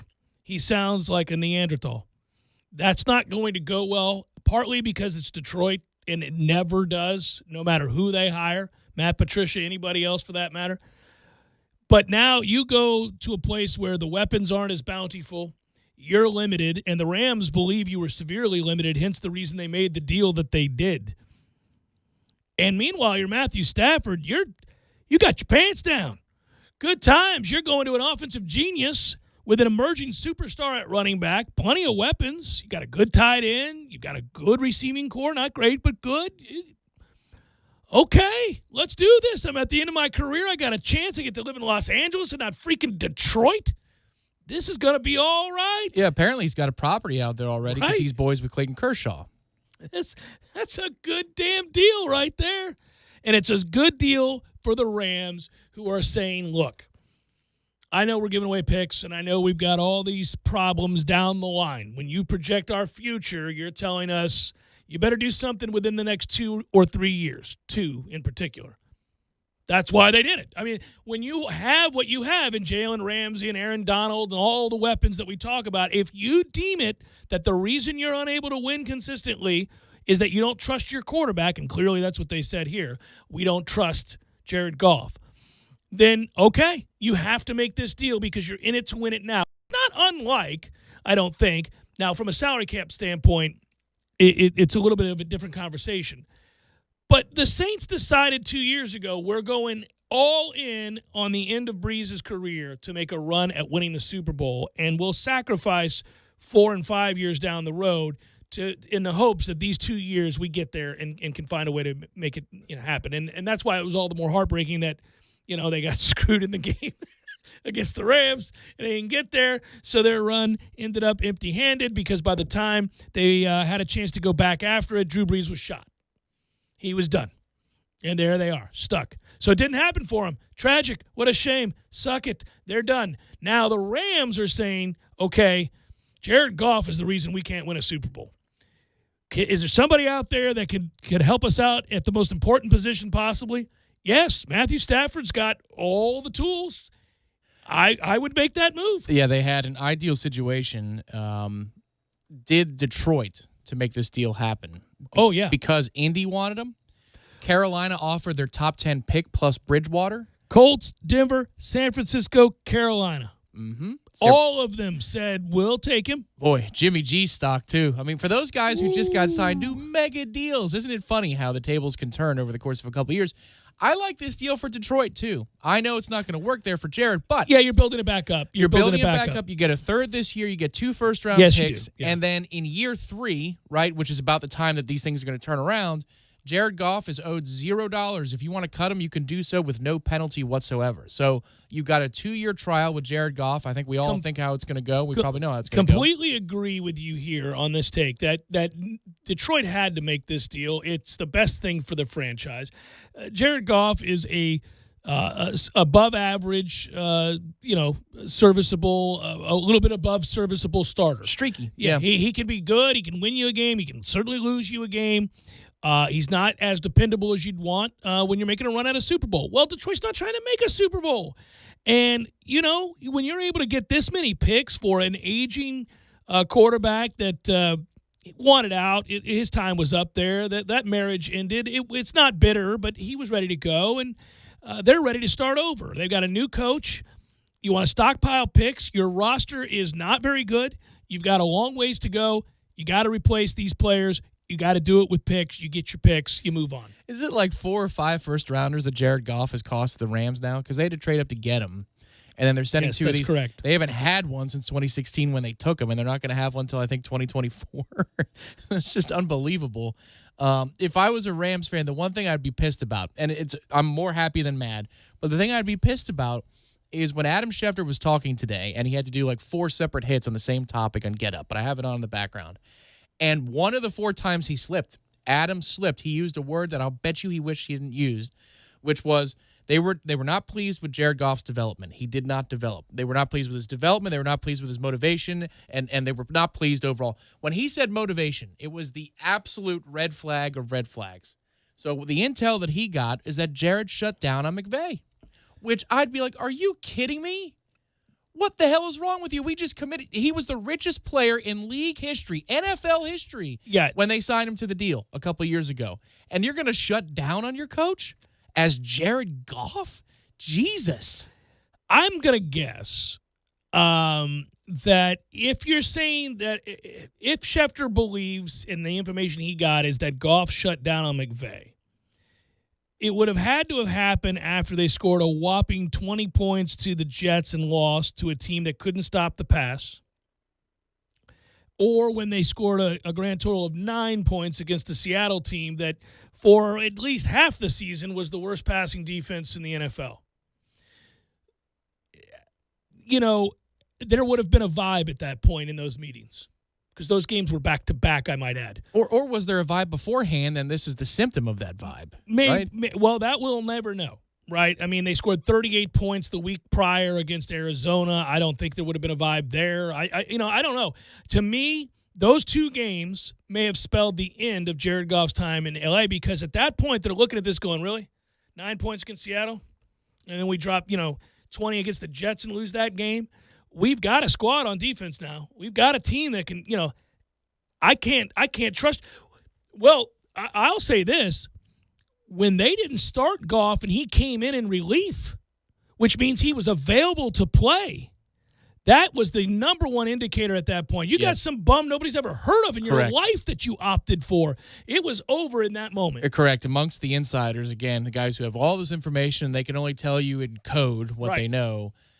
Essentially, that's true. It wasn't that Goff was pressed into duty in that game in an emergency circumstance. Wolford or whatever the kid's name was. Wolford was the choice. Yeah, he chose Wolford. Yeah. Mm-hmm. Who? Wolford. It wasn't, we're saving him for next week. If we can get by without using him, he's just not good enough to go in an emergency. That's correct. That's one thing. But this was not that. It was, I'm choosing John Wolford over you, Jared Goff, the guy we just paid the most money in NFL history at the moment that you signed your deal. Yeah, Wolford got to be the choice because 3 of the previous 5 games they scored 20 points or less, and those were losses. So he's looking at that going, you're just not very good. You're just not very good. We're going to go with this Wolford kid. We like him from, the Arena League or wherever the hell he came from. And Wake Forest. That's just crazy. And yet, he threw for 376 yards against the Bucs, who had no idea what they were doing that night. That's correct. I'm still mad about that. I shouldn't be. We're in the Super Bowl, but that's ridiculous. He couldn't miss. Well, we played off in that game. Again, just a little dink and dunk nonsense all day long. God, that drives me nuts. That's not happening on Sunday. No. Win or lose, that's not happening on Sunday. I got to let it go. It didn't matter. What happened to Goff is he got shipped to Detroit, and the Bucs went to the Super Bowl, so I got to let it go. But, yeah, it's a good move for Detroit. Not because you get a good player in Goff. You don't get a terrible player. He's okay. But what you do get is a bunch of draft picks, and you damn sure need him because your roster is just ass sorry. There you go. If you're the new coach, you're like, all right. I can start a guy who's played in 1 million games. He's been to a Super Bowl. So I got a guy who can handle the week-to-week duties of being an NFL quarterback. He's above average. So I've got that. I don't have to go out and lose every game. And then I've got all these picks. Okay, I'm good. As a new coach. And as the Rams, you feel like you have widened the window a little bit. If you're the Rams, you've given yourself a couple of years to make a go of it. Just make a run at it. Try to knock off the best team in the NFC, the Tampa Bay Buccaneers. That's what you have to try to do. If you take a look at Stafford is the ultimate case, and the debate that I heard today, it was kind of silly. It was about quarterback wins, right? And quarterbacks have to elevate beyond, and yes, Peyton Manning was the reason that the Colts were amazing for all those years. See that the year he got hurt, they went 2-14. Like, I get it.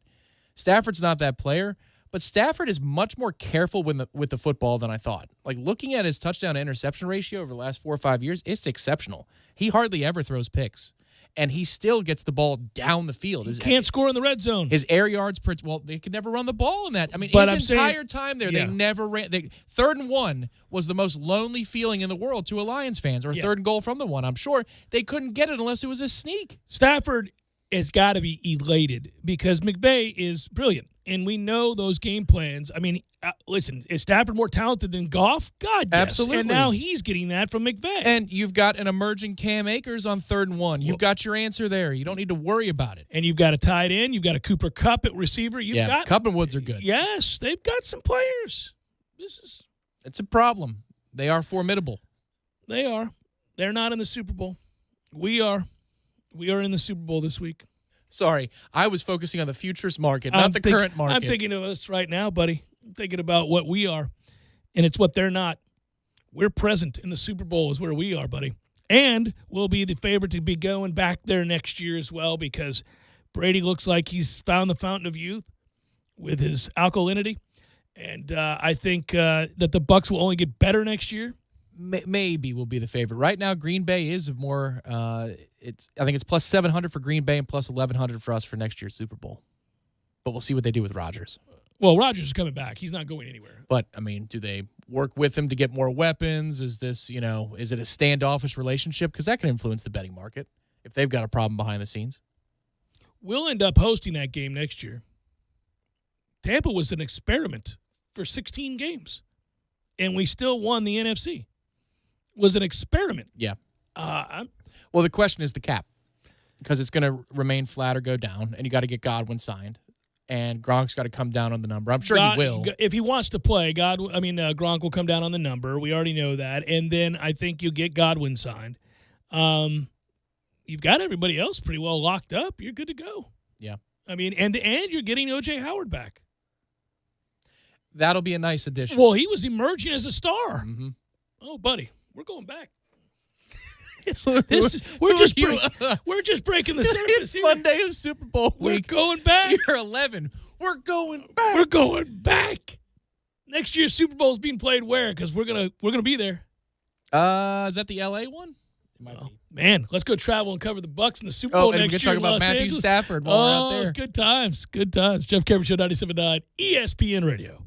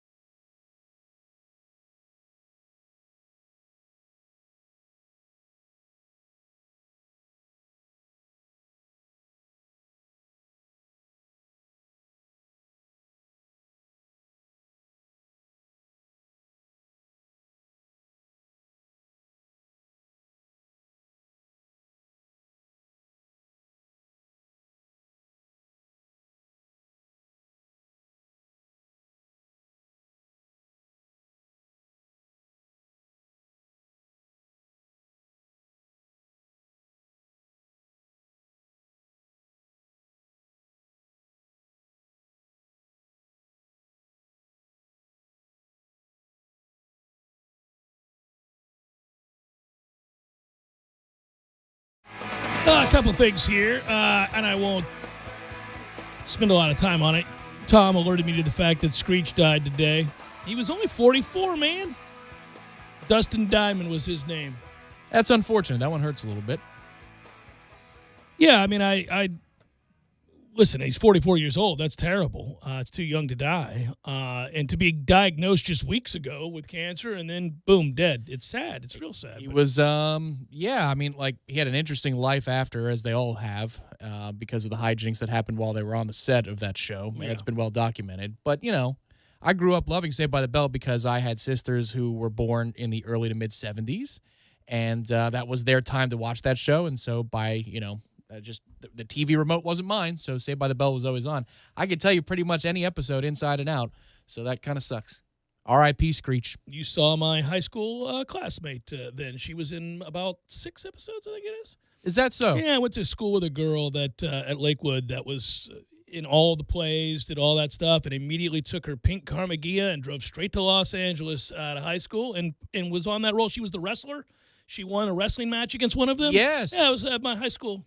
Yeah. Oh, my goodness. Yeah, she was beautiful. Yeah. That's cool. Yeah. I remember. Yeah, that was I'll show you. I got her on this the mini-series. Oh, yeah, that's cool. we follow each other. I'll show you this. Cool, man. Yeah. We went to high school together, and I was friends with her, and she dated a guy named Jack. Yeah, it was like, you know, should I date her because she's a jock? Jock, That was like right? that was the whole plot of the episode. Yeah. She went out to L.A. Hot She was damn. also in a Keebler Elves commercial. She got that. She was in a few things. She was in a bad movie, a B movie, like a horror film, and she was in a few other things, and then but that was her claim to fame, that she was in like 5 or 6 episodes. And it's funny because for years, I remember like when those episodes came on, I was like, hey! That must have been so weird. Yeah, because it came out of nowhere. So, yeah, I follow her on Instagram. Yeah, Christy Barnes. Yeah, well, her real name is Christy. But that was, yeah. There it is. I pulled it up. Yeah, isn't that cool? Yeah, and there's the coach. He kind of looks like Jeffrey Tambor, the coach in that episode. Mm-hmm. Her last name is not Barnes, so that was just the character's name. Yeah. But how about that? Yeah. See, small world, buddy. I wonder if Mario Lopez was an ass in those days too. I could reach out to her and find out. I'd love to know. I'm sure he was. But yeah, she went to Lakewood. A lot of great people. Lakewood alums. They're everywhere, buddy. We're always pointing at each other. Dante Fowler. Oh, yeah, great guy. Oh, man. That's all right. We've got Mount Rushmore ourselves, led by Riley Cooper. Yeah, so. I was going to say, you got a little Riley Cooper action. Yeah. The other sad news out of the entertainment world today, although, listen, I got to be careful how I word this because sometimes, because you give me the look like, man, don't go there. But when I saw that Tony Bennett's family announced he has Alzheimer's, first of all, I was unaware that Tony Bennett was still alive. I mean, Tony Bennett was famous 65 years ago. So I thought, really? Well, that's all good for Tony Bennett. He's still alive.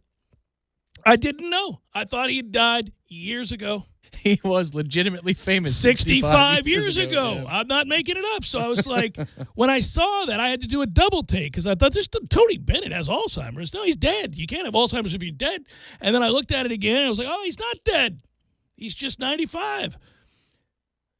Are you really suffering from Alzheimer's if you make it that far? I guess the answer is yes. I understand that you can diminish, unfortunately. Your mental faculties can fall and you can suffer from this insidious disease. I'm not trying to make light of Alzheimer's. We've had family members of mine that passed away, my wife's mother. But, I get this, right? But I don't know, man. If you tell me, all I'm saying is you tell me, Jeff, I'm going to give you 95, 96 years. And at the very end, that 95th year, off a cliff you go. You got no shot. You're not going to remember anybody. I'll take that. I'll take that. Probably don't feel the pain then. It's a run. Yeah. It's a run for the ages. It's more me celebrating Tony Bennett's life. He's a badass. No, he is. There's no doubt. But I just wonder what the context of that is. Were they getting media requests and they're like, all right, we've got to announce this so people stop asking for Tony's time? Like, why would you announce that? So apparently, here's my guess. He did a duets album with Lady Gaga. That's correct. All right, and that kind of rekindled his name. I thought he died right after that. But he didn't. Nope. Still going. Still going. But he then did, apparently, they're like another one was in the works, or they completed another one or something like that, and I think it's about to come out or something like that. Oh, were they apologizing for it in Well, advance? no. I think that I'm sure people wanted to talk to him. Like, no, you're not going to be talking to Tony. We got it in just under the wire, a little shaky. Tony said it. He did what he did, and then we're moving it on here. We're not going to be interviewing Tony. There's going to be a tour. We're not. I'm serious. I think that had to, a publicist had to have been like, guys. That makes sense, because like, what other context would there be for them to just like, hey, by the way, it's Tony Bennett's family. Here's the deal. Yeah. Like, okay. Thanks. Appreciate that. I didn't know he was alive, let alone he had Alzheimer's. All right, Tony, for making it this far. That's a hell of a run. It is a great run. You give me his life, that money. When I went out to San Francisco to see the Giants and Marlins play with my dad and my wife, and we had a blast. They have a box there that was dedicated to Tony Bennett. He'd go to the game. There's so many cool pictures of him in the box, hanging out at San Francisco games, loving life, buddy. What a gig. His first number one hit, the name of the song was Because of You, was released in 1951, 70 years ago. So I said 65. It was 70 years ago he became a star. His first number one hit. Yeah, badass. That's, tell me, Jeff, you got till you're 95, and then it's going to get a little blurry, a little shaky for you. Okay, I'll take that. I've got 90 good ones, you're telling me, at least? All in, sign me up, doing it. Final hour, fourth coverage, Jeff Cameron Show, 97.9 ESPN Radio.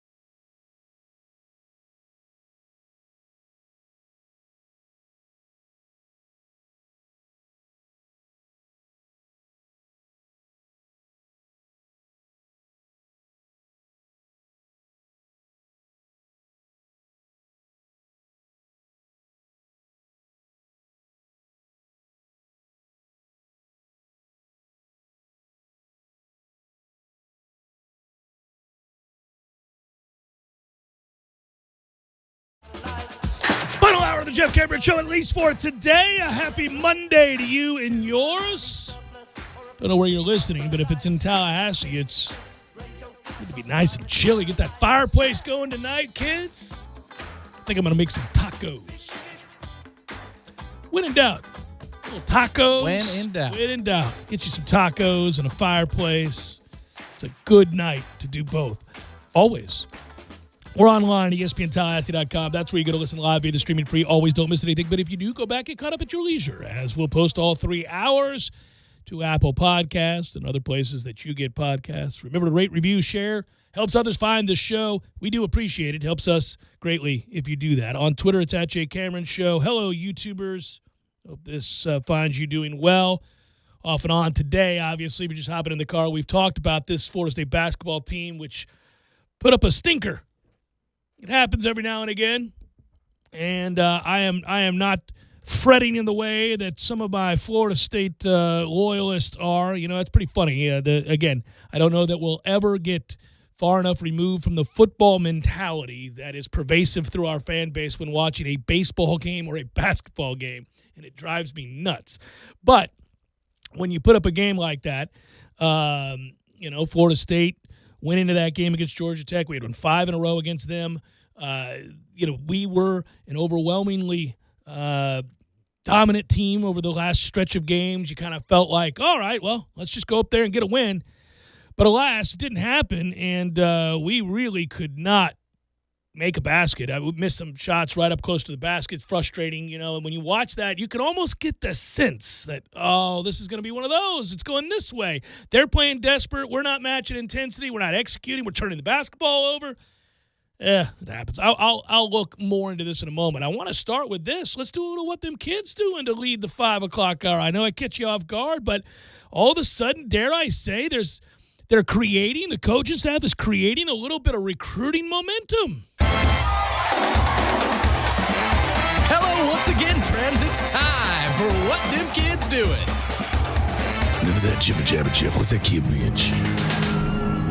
How fast does he run? Hey, who let you in here? Look at him. I bet he can bench a lot. What them kids doing, Jeff? Well, what they're doing right now, at least a few of them, are committing to Florida State. And, normally you get some momentum when you have a new staff. A new staff comes in, there's a buzz. That buzz alone creates the possibility of maybe a few more yeses from kids who would have been on the fence, especially looking at the way things were, trending with the previous regime. And so you're like, oh, all of a sudden Florida State's back in the mix a little bit here. But we didn't get any of that last year because of a COVID season, because of the inability to go and create and relationships, that is, and sell a vision. And none of that really could happen in the way that it normally does, and that's upsetting. And so you wondered, without that year that every coaching staff gets in a non-COVID era, what would they do to generate something like real buzz amongst kids for 2021, 2022? What was going to happen? And yet now I feel like that is happening. I feel like when you look at these latest commits, again, you got a legacy commit in Hester. You've got some things like that. Now you get a quarterback, another kid out of Arizona, a 4-star quarterback, Nico Marchal. Is that how you say his name? Marchal. Marchal. 4-star quarterback from Arizona. I'm not going to sit here and tell you I know about that kid. I just know where he ranks as a top 15 pro-style quarterback in the country. And when you're not a good program and you need quarterbacks and you get a 4-star kid who's in the top 250, you're thinking to yourself after the 3-6 season, okay, something's happening. They've got a pipeline there, obviously. They got something going on in Arizona. Now, I don't know. That doesn't do as much for me as when you're getting kids straight out of IMG or something like that where you're like, okay. But I can't complain that you got a quarterback to say yes and a kid who's 6'3", 6'4", 230 pounds. He's a big, strong kid, pocket passer. Okay, I'm not going to thumb my nose at kids that are 4 stars or 3 stars trending in the right direction. We have a few of those too. When you think about what we've had at defensive end and linebacker lately, I get excited about this. It means that this staff is working their ass off, making these relationships and creating opportunities where we really saw no buzz for some time there in recruiting. I think it's starting to shift a little bit. Yeah, the hope is obviously that, you've had to go out of state for some of these key yeses because you haven't, formed those pipelines yet. And that when the dead period lifts, be it in 2 months, 3 months, whatever it's going to be, that now you can fortify your ranks with those high-end 3 stars, low 4 stars with state prospects because of the relationships you're able to build. But they're not waiting for that moment to happen. They're being aggressive, and they're going to find solutions elsewhere. And it's always nice to have a blue-chip quarterback to help spearhead, no pun intended, a recruiting class. And that's what they needed here. And you consider that on Wednesday, which is the old-fashioned National Signing Day. Yes. I miss that. I really do. Oh, I miss it terribly. I miss a lot of things about the way college football was. That's one of them. Like the old days of the Bowl Alliance, or how far back are we going? Oh, I'll go all the way back. Yeah, BCS era. I miss that. Yeah. I would like to see that, absolutely. I was, you know what, Tom? It's funny you bring it up. I watched something this morning. I was sitting on the couch, show prepping, reading through stories and kind of getting an idea of what I wanted to do, and they were redoing on one of the channels, I flipping around, they were highlighting the 2007 season. And how crazy that was. That was the year Appalachian State beat Michigan. All the number 2 teams lost? Yeah, right? It was like Appalachian State beat Michigan. West Virginia at the end of the year lost to Pitt, if you recall. That's the year that Navy ended a 43-year losing streak to Notre Dame in overtime. It was an incredible game. It was nuts. Yeah, I think that was the year that everybody who was number 2 lost. USF got up to number 2. Well, USC lost to Stanford as a 41-point favorite. We forget Stanford was about to give up football. There's crazy years. I forgot about that. So there's a lot of stuff that happened where, going all the way back to Harbaugh being at Stanford, right? I mean, it's that was the beginning of his rise and the shift in what was possible. It was still the Pac-10. But, Tom, I would just say this, like seeing the way that played out and remembering that those games mattered. Like, the magnitude of everything. Yes. The way that you can create that magnitude is to expand the playoff now because you can never shrink it back. But I understand what you're saying every week about 4 or 5 games more than we get currently. Matter. So back to the issue at hand here. We are creating a buzz in recruiting, and you're getting some yeses, and they're not waiting around. And what's exciting now is that 2022 class, and I know I'm not a big recruit, Nick, but when you look at what they've done, they've got a 5-star defensive back, and that's the Hunter kid who I think sounds like a kid who's hell-bent on going to Florida State. So you have a chance, even if you go 6-6 or 7-5 or whatever that might be, you got a chance to keep that kid. And there are people in the recruiting world who tell you he's the best prospect of any player in the country. Well, that changes things. You've got the Quincy McAdoo kid. You got a tight end in Hester, who I talked about before, a legacy kid. You got the Kelly kid at defensive end, and now you get this quarterback. Oh, okay. Yeah, the pieces are getting there. Now, the thing I think about Hunter is we're either going to have more proof this year that our defensive back coaching and development is where it needs to be, or there's going to be somebody else in charge of it by the end of the year in order to secure that kid's commitment, right? Yeah. So it's either going to be better by osmosis and development of spring camp and fall camp, or he's going to waver and we're going to need to make a change in order to fortify his recruitment. So we'll see what it looks like in December when the early signing period hits. But the thing I was going to say about the original National Signing Day is Destin Hill, the wide receiver out of Louisiana, who's 6 feet tall, but again, a blue chipper out of Louisiana that right. I guess LSU isn't in on. I don't understand. Usually these guys always stay in that state. Everybody seems to think he's committing to Florida State on Wednesday. And that is for now. That is for this class, 2021, and perhaps with Parchment, you have the elder statesman and you have a young player like this mixed in with what's already on the roster. You got a couple more solutions for Mackenzie Milton. So that could be a big win for Florida State. The momentum is not done yet. You might have some more on Wednesday for the class of 2021. Man, I'm getting pumped about this as much as you can after what we've been through and as bad as this team has been. And again, their opportunity to be a great program is severely limited going into next year. That's not going to happen. But can you begin to see signs of removing yourself from this god-awful 4-year funk of sorry? I mean, can you begin to show some semblance of an organization that is moving forward with an opportunity to make an impact in the recruiting world because of what they're doing on and off the field. It's starting to feel like that's possible. Again, this is the genesis of something much bigger, right? You're still going to have to wait 2 and 3 years to get some semblance of a program that can compete with Clemson in the Atlantic, let alone have any aspirations for a national title or a conference title, right? You just got to get to where, are we solidified as the number 2 team in the Atlantic? Okay. Can we catch a couple of teams that we haven't been able to beat lately or that seem to be further ahead of us? Clemson right now is way at the end of that spectrum. But if you're going to look at teams in the ACC that you've got to catch, Miami is one of them. They've owned our ass as of late, and they're not even that good. Obviously, I know we beat North Carolina, but Carolina is ascending quickly. You look at their recruiting rankings, the guys they've brought in, with the talent they already have, that's a really talented group. I know Notre Dame's not in the ACC, but they're de facto in the ACC, and we're not there yet either. We get a chance in that first game. So there are teams to leap over. We just got hammered by Louisville. You got to be better than Louisville. Yeah, let's cross the Louisville, Wake, NC State threshold. Yes. Get to that threshold, and I think that's the way you'll begin to look at this year. This is the year where we try to outduel the likes of a Wake early in the season, which could create momentum. You've got a chance against Louisville. Obviously, it's a home game. You see some matchups like that, and you begin to say, all right, if you win your fair share of those, that's how you comprise a 6-6 season. That's how you get to maybe 7 wins, and you show signs that you're moving in the right direction. You get a few more yeses than nos on the recruiting trail that right now there are kids at 5-star variety that are never going to consider Florida State. Not even in the ACC. They'll just look at Clemson, maybe Miami, possibly North Carolina, not us.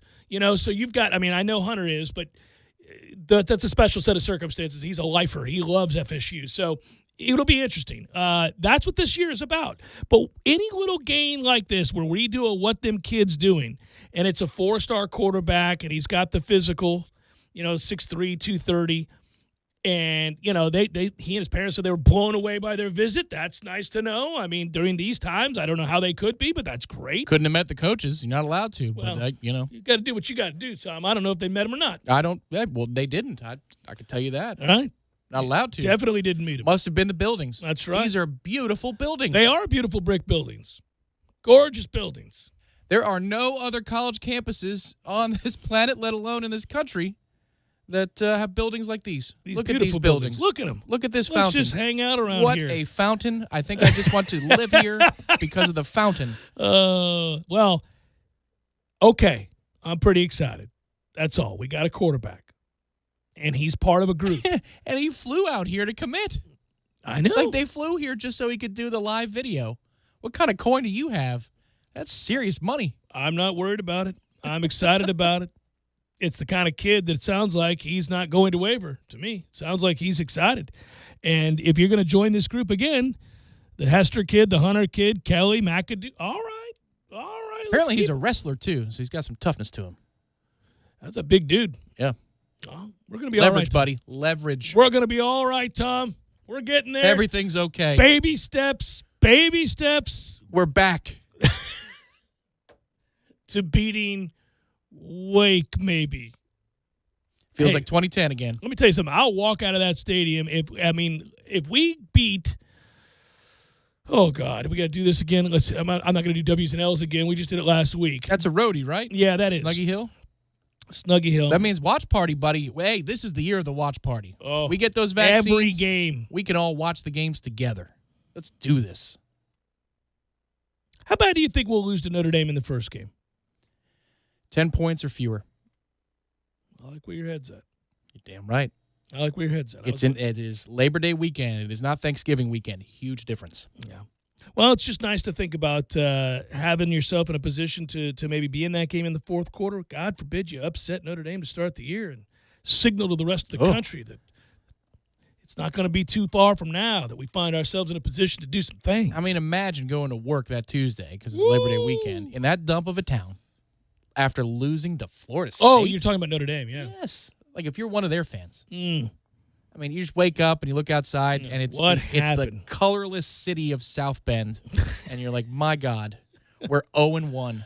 We're 0-1. Season's over. The season's over. Grand opening, grand closing. Jeff Cameron Show, 97.9 ESPN Radio. Again.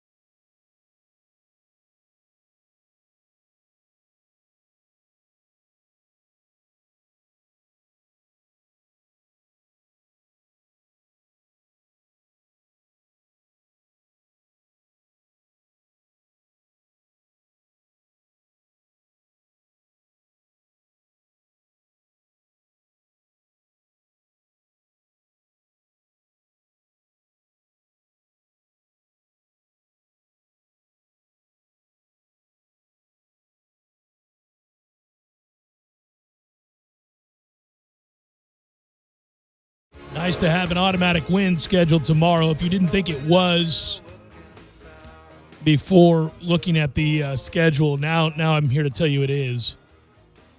Boston College is down to, Tom and I were just talking about this, 4 scholarship players available for that game in a season already lost for them. So they're trying to play out the string and get a season in, I guess. They don't have a lot to play for. And Florida State will, I'll be honest with you, I wish Florida State had a tougher game right away. I don't think, again, you got to go up there and play, but I don't think this does anything for you, except every now and again, seeing the ball go through the net, whether it's against an outmatched opponent or not, can help. And when you're coming off of a game where you shot the ball terribly, really, I don't put much stock in that loss against Georgia Tech because so many guys played awful. And that's just not normal, right? You haven't seen that from this team. The one thing that is of growing concern, and we mentioned it last week in passing, and maybe should have focused on it a little bit more. And I know, Tom, you and I have discussed it off and on whenever we're trying to find the negatives as of the last 5 games, and there haven't been too many, so you don't harp on it because they were doing so many things so well. But in terms of percentages of possessions in which they turn the basketball over, Florida State has got to stop doing that. They're terrible at it, and this was another 20 turnover game. So you have a situation where if I recollect properly, we went into the Miami game, Tom, 14th in the conference in turnover percentage. So you're turning the ball over way too much, and I know that nationally, if you looked at the numbers, we were somewhere near the 200s. So they're sloppy as all hell with the basketball. And, then you turn it over a ton in the first 20 possessions of the game against Georgia Tech. So if you're on the road and you have something like 7 or 8 turnovers in your first 25 possessions, well, that's a problem, man. And you get out of rhythm, and then all of a sudden the other team gets some easy baskets off of that. And they begin to feel better. Sometimes it looks like, and I, listen, one of the things that I love about the way we play and the way we have played for several years now is they are so unselfish. They do such a good job of sharing the basketball that every now and again, I don't know if you feel this way, and it's harder to feel this way with a team that has so many guys that on a given night can beat you. But every now and then when I'm watching Florida State play, I'll think, well, that was a shot you shouldn't have passed up. And they pass up shots because they're always looking for the next guy, which I love. Ordinarily, that extra pass leads to something great. But there are players on this team, admittedly, especially experienced players who have made big shots in big moments, that when you get a look, shoot the ball, man. I don't need you to pass that to a more inexperienced player who then tries to create and turns the basketball over. Shoot the ball if you've got to look. And because they're good enough shooters. That's what I mean. They're good enough shooters. They didn't shoot well in this game at all, but they're good enough shooters that if you've got to look, take the shot. Well, first of all, on the turnover front, it's 15 for the starters out of those 20. And if you include Scotty Barnes, who you feel is a pseudo-starter, he's certainly the sixth man, he had 4 more. So of the 20 turnovers, 19 of them came from guys you really count on. I think that's all part of the season, though. It's all part of the ups and downs of a season. It's like in a given weekend for FSU baseball, just because all their starters gave up, let's say, a combined 12 runs, in 14 innings. You're like, do you second guess that your Friday guy is your Friday guy or somebody's not a part of the weekend rotation who should be and vice versa? No, it's just the ups and downs. I can liken it to watching hockey and the Lightning, and they've got world-class players in a power play, right? I mean, like probably 3 or 4 of the top 20 players in the world. And they overpass. And you're like, for God's sakes. Shoot the puck. You're in the slot. Yeah. You're a 40-goal scorer. Shoot the effing puck, right? Right. But it happens. It happens. No, it does. And if it happens because they're being unselfish and they're looking to create for others and they're trying to get something even more high percentage, you don't get mad. You really don't. You say, okay, I get the mentality. I think it's a little bit too pervasive with this team right now. But you're right. It's also something that can happen where you go back and your coaches say, okay, guys, listen, we preach being unselfish, but you're MJ Walker. You've been here 10 years. You got an open look, take the shot. Yeah, no, I agree. I mean, it happened with Terrence Mann. It happened with Trent Forrest. I'm sure it happened a little bit even with Jonathan Isaac, but we knew that he was much more of a facilitator than he was somebody who shot the ball when he was open. It's just, when you're hitting 50% of your threes in a 4 or 5 game stretch in the ACC and you're shooting otherworldly inside, Sure. You're around the 65, 67% threshold from twos. And that's the cool thing about seeing those advanced stats. Like, you're going to slump. It's just a matter of how. And are you going to slump because you're taking a bunch of open shots and they're just not going down for you? Or why else is that going to happen? Where is the regression going to come from? And I think what you saw was a continuation of what happened against Miami, which was, yes, there was some overpassing. The effort defensively against Miami was right out the gate excellent. But what you saw in the half court offensively was they're moving the ball around. They do have a minimum amount of passes that they want to get to in a possession. Yes, they do. So they're hitting the minimum, but then they're just looking for an even better look. And then sometimes that creeps into your game a little bit. Is it scary because you don't want it to happen in March Madness? Absolutely it is. But it's also, I think, part of the feeling out process of the season. So, I'm with you. I was frustrated as hell with what I saw. And then, obviously, Georgia Tech came out with that killer mentality. When you're trying to get a landmark win, you look like Georgia Tech did. Alvarado attacking the basket. Moses Wright attacking the basket. Anytime that they had a contested three, when Florida State was shrinking the gap, they hit the contested three because they know they don't just got to finish you once if you're Florida State. You got to finish a team like Florida State 4 and 5 times, and that's what they brought to the table. So the two things mixed together, that's the result you get. Yeah, DeVoe was really good. They did so many things well. That's a team that needed that game more than we needed that game, and that's also sometimes an oversimplification by people, but it's also accurate to say. You see it all the time watching games all around the country. You'll hear the storyline. At the start of a game, if you're watching a game between two teams in a conference you don't ordinarily tune into, if you've got good analysts, they'll kind of set the stage by letting you know, obviously this team is higher ranked and has been the more accomplished team this year. They've got, and they'll highlight their players and those that you should keep an eye on. And then they'll note if it has that feel to it. And this game kind of did. We even did hint at that last week. You get a little worried about going up there. They'll note the team that needs it more and the team that is playing better at home lately. Georgia Tech, I gave those numbers. They've been shooting the lights out at home, averaging nearly 80 points a game. They're very comfortable in that arena, just as we're very comfortable in ours. And that shooting background is, for them right now, is the salve that what ailed them prior. And you now see those guys shoot consistently with it. That's 6 home games in a row they've played exceptionally well. Well, and that's the thing, too, is there's a battle of two trends entering Saturday's game. One was Alvarado's been their stud, absolute stud. And if you look in close from 3, he's hitting everywhere. He's shooting over 62% entering the game from the field. And it was, okay, that's trend A. The other part is the first time Florida State played Georgia Tech, he went for 7 points, 3 of 7 from the field. So which one is going to win out? But you saw early on, he scored, 9 of the first team, the first 11 points for Georgia Tech. And the amount of speed that he got to the basket with, it shocked us. It shocked Scotty in the second half. There was a drive where he was like, oh, my God. Look at the explosiveness of this guy. And he has a little Grievous Vasquez in him, and that every time he finished a basket, he's flexing as he's running down the court. Yeah, he's pretty annoying. You got to lay a hard foul on some people every now and again. You do, but also we wear the black hat. So they knew that they seen the clips. They seen what Malik Osborne does or what Scotty will do to embarrass you. They know that they've got to elevate to a certain level. And again, I'll say it, think about it when the shoe was on the other foot and we needed a win to get in March Madness and it didn't always work out, but you'd get up for a game like the Duke game. Now, come on now. If they were playing in a neutral court with the same amount of motivation, they would have obliterated us. But we got those wins in those situations by not just beating them the first time, because they're going to make another run. They're going to make their another surge. run and another run, and you've got to answer it each time. And that's where you just got to credit Georgia Tech because they hit a bunch of big shots from all over the court. Well, and we could not keep up on the offensive end. We could not make shot for shot when that comeback was on. One of the credits to Florida State right now and the way that they play is that when they play poorly, and they were surely playing poorly in this game, uncharacteristically poor from several players that Malik Osborne was embarrassingly bad. But it's a game, and he's played well. It's one game, right?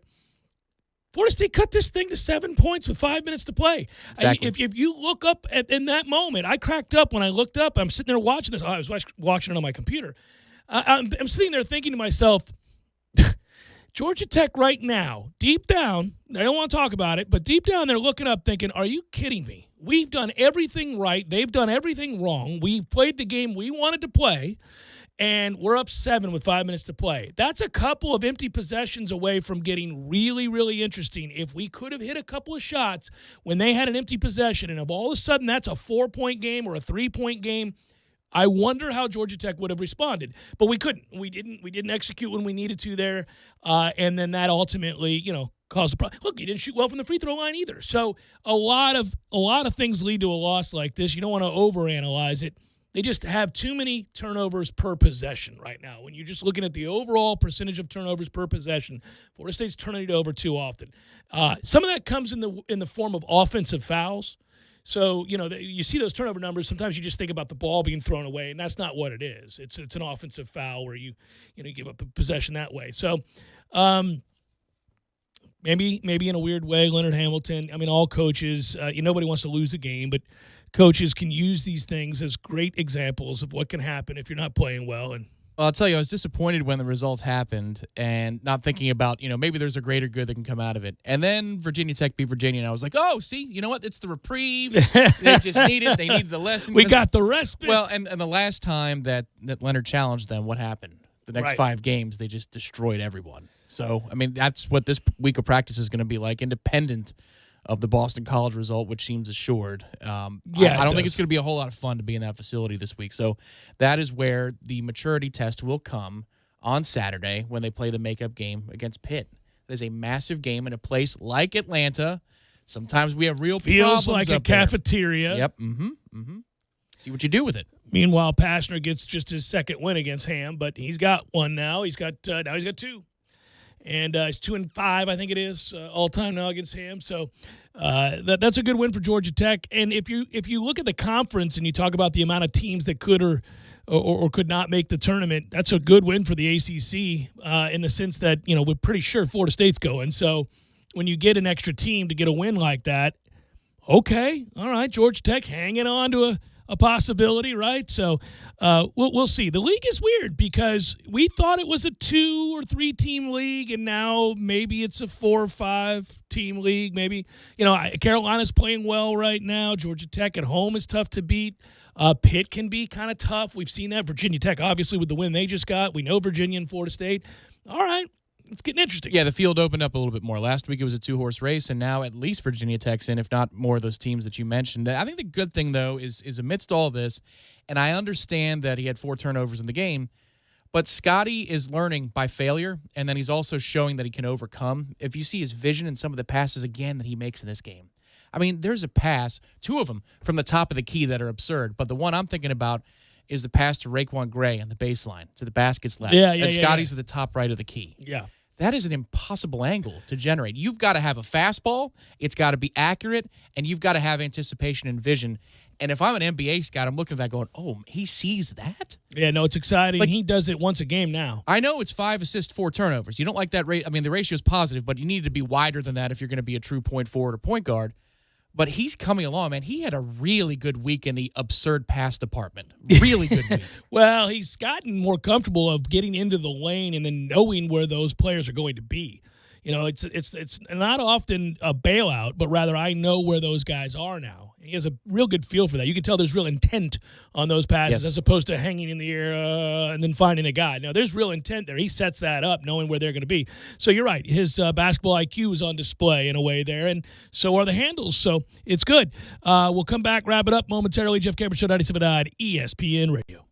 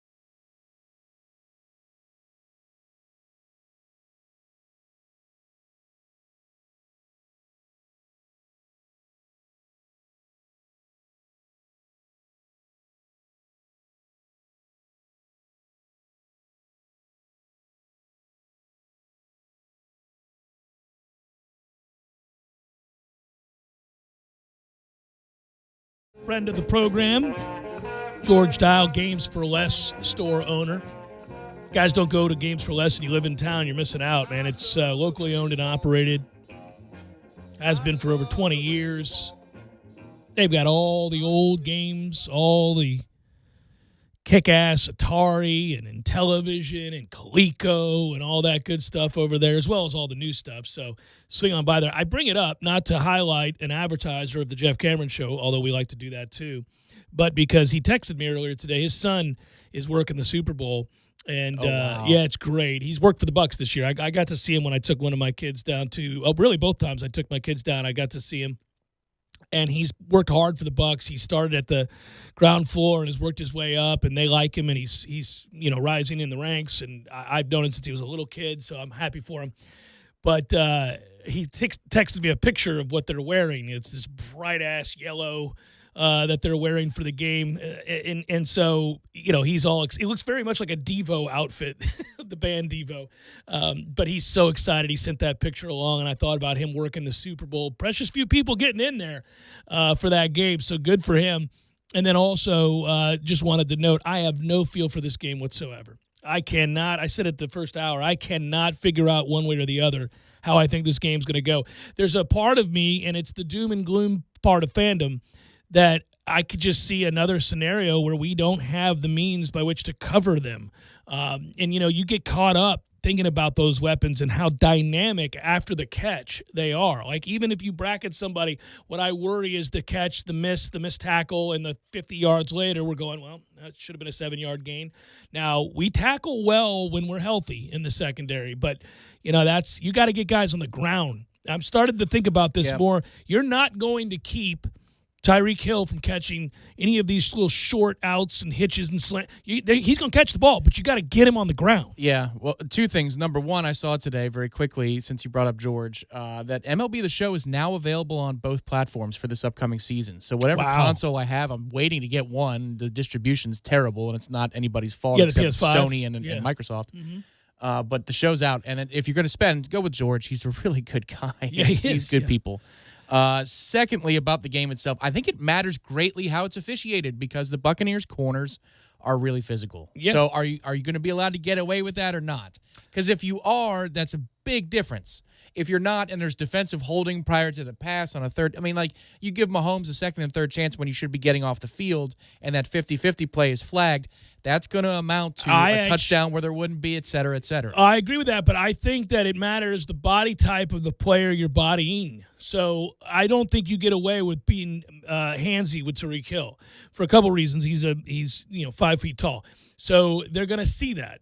They're going to, they're proud of you. I knew what you were going to say. So, they get you get him off his spot, you move him around, and it becomes all the more glaringly obvious because we've got 6-foot corners and big, strong guys, and you put your hands on him, they're going to see it, and that's his game. His game's speed, getting in and out of breaks and speed. So you really shouldn't be allowed to put your hands on him. He's uniquely gifted in that way, and he's got to be free to use that skill.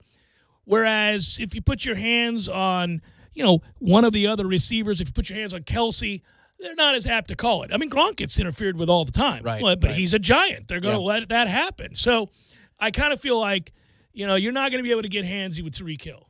I felt oddly okay this entire postseason. I felt okay about the Saints game. I did too. We both picked the Bucs to beat the Saints. I felt okay about the Green Bay game. I thought we'd lose the Green Bay game because I didn't think we'd be able to slow down a Rodgers who's in the midst of an MVP season. But I also did not suspect, and this is where I got it wrong, and I'm happy, he ended up playing a good game. Rodgers, that game wasn't terrible for him. You go look at those numbers, you're like, okay, he still played pretty well.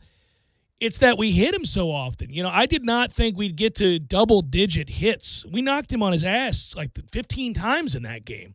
Plus you had... anytime you sack somebody as frequently as we did 5 times in a game, good Lord. So, if you're going to tell me that we can do the same, okay, because, again, their tackles are out. If you're telling me we're going to get to Mahomes and get him to the ground, because he extends plays and then he has the arm strength to drift 15 yards and still get it to where he wants it to go. But if you're going to get him on the ground, Yeah, we could win the game because I do think the Bucs will move the ball against Kansas City's defense. Well, I think, and it's a completely different line of scrimmage this time around. Completely different. They don't have either of their tackles, and Vita Vea is now in the game where he wasn't before. That is correct. And Ndamukong Suh an extra week of rest. I mean, good Lord. If you're not going to beat him now, when will you ever beat Kansas City? Right. You're in a position, as currently constructed, the best possible position you can be in to beat the Chiefs. I agree. I just think the Chiefs are that good that it's hard to get your mind around getting enough stops. Well, but in history says, in moments like this, across eras, the defense does make more stops than you think the defense is going to make. Yeah. The question is the Bucs offense good enough to get you in the high 20s and low 30s? Yes, the answer to that is yes. I don't have a problem with that. I think the interesting thing about this game and the way it looks for the Buccaneers offensively, now I've been 0 for 2 on how I thought the offense was going to play out, but if you go by the book once again, and maybe the book's going to be right this time, it's Cam Brate, it's Gronkowski, and it's Antonio Brown or Scotty Miller. Those are the guys because they cover okay on the perimeter, Kansas City. But over the middle, if you look at the amount of yardage and points and fantasy metrics given up to slot receivers or tight ends, Kansas City is far more generous in those areas of the field than they are on the perimeters. So I think it's going to be if the Bucs are going to go down the field and score, it's going to be because they use the middle of the field, the bigger targets, and then the slot target.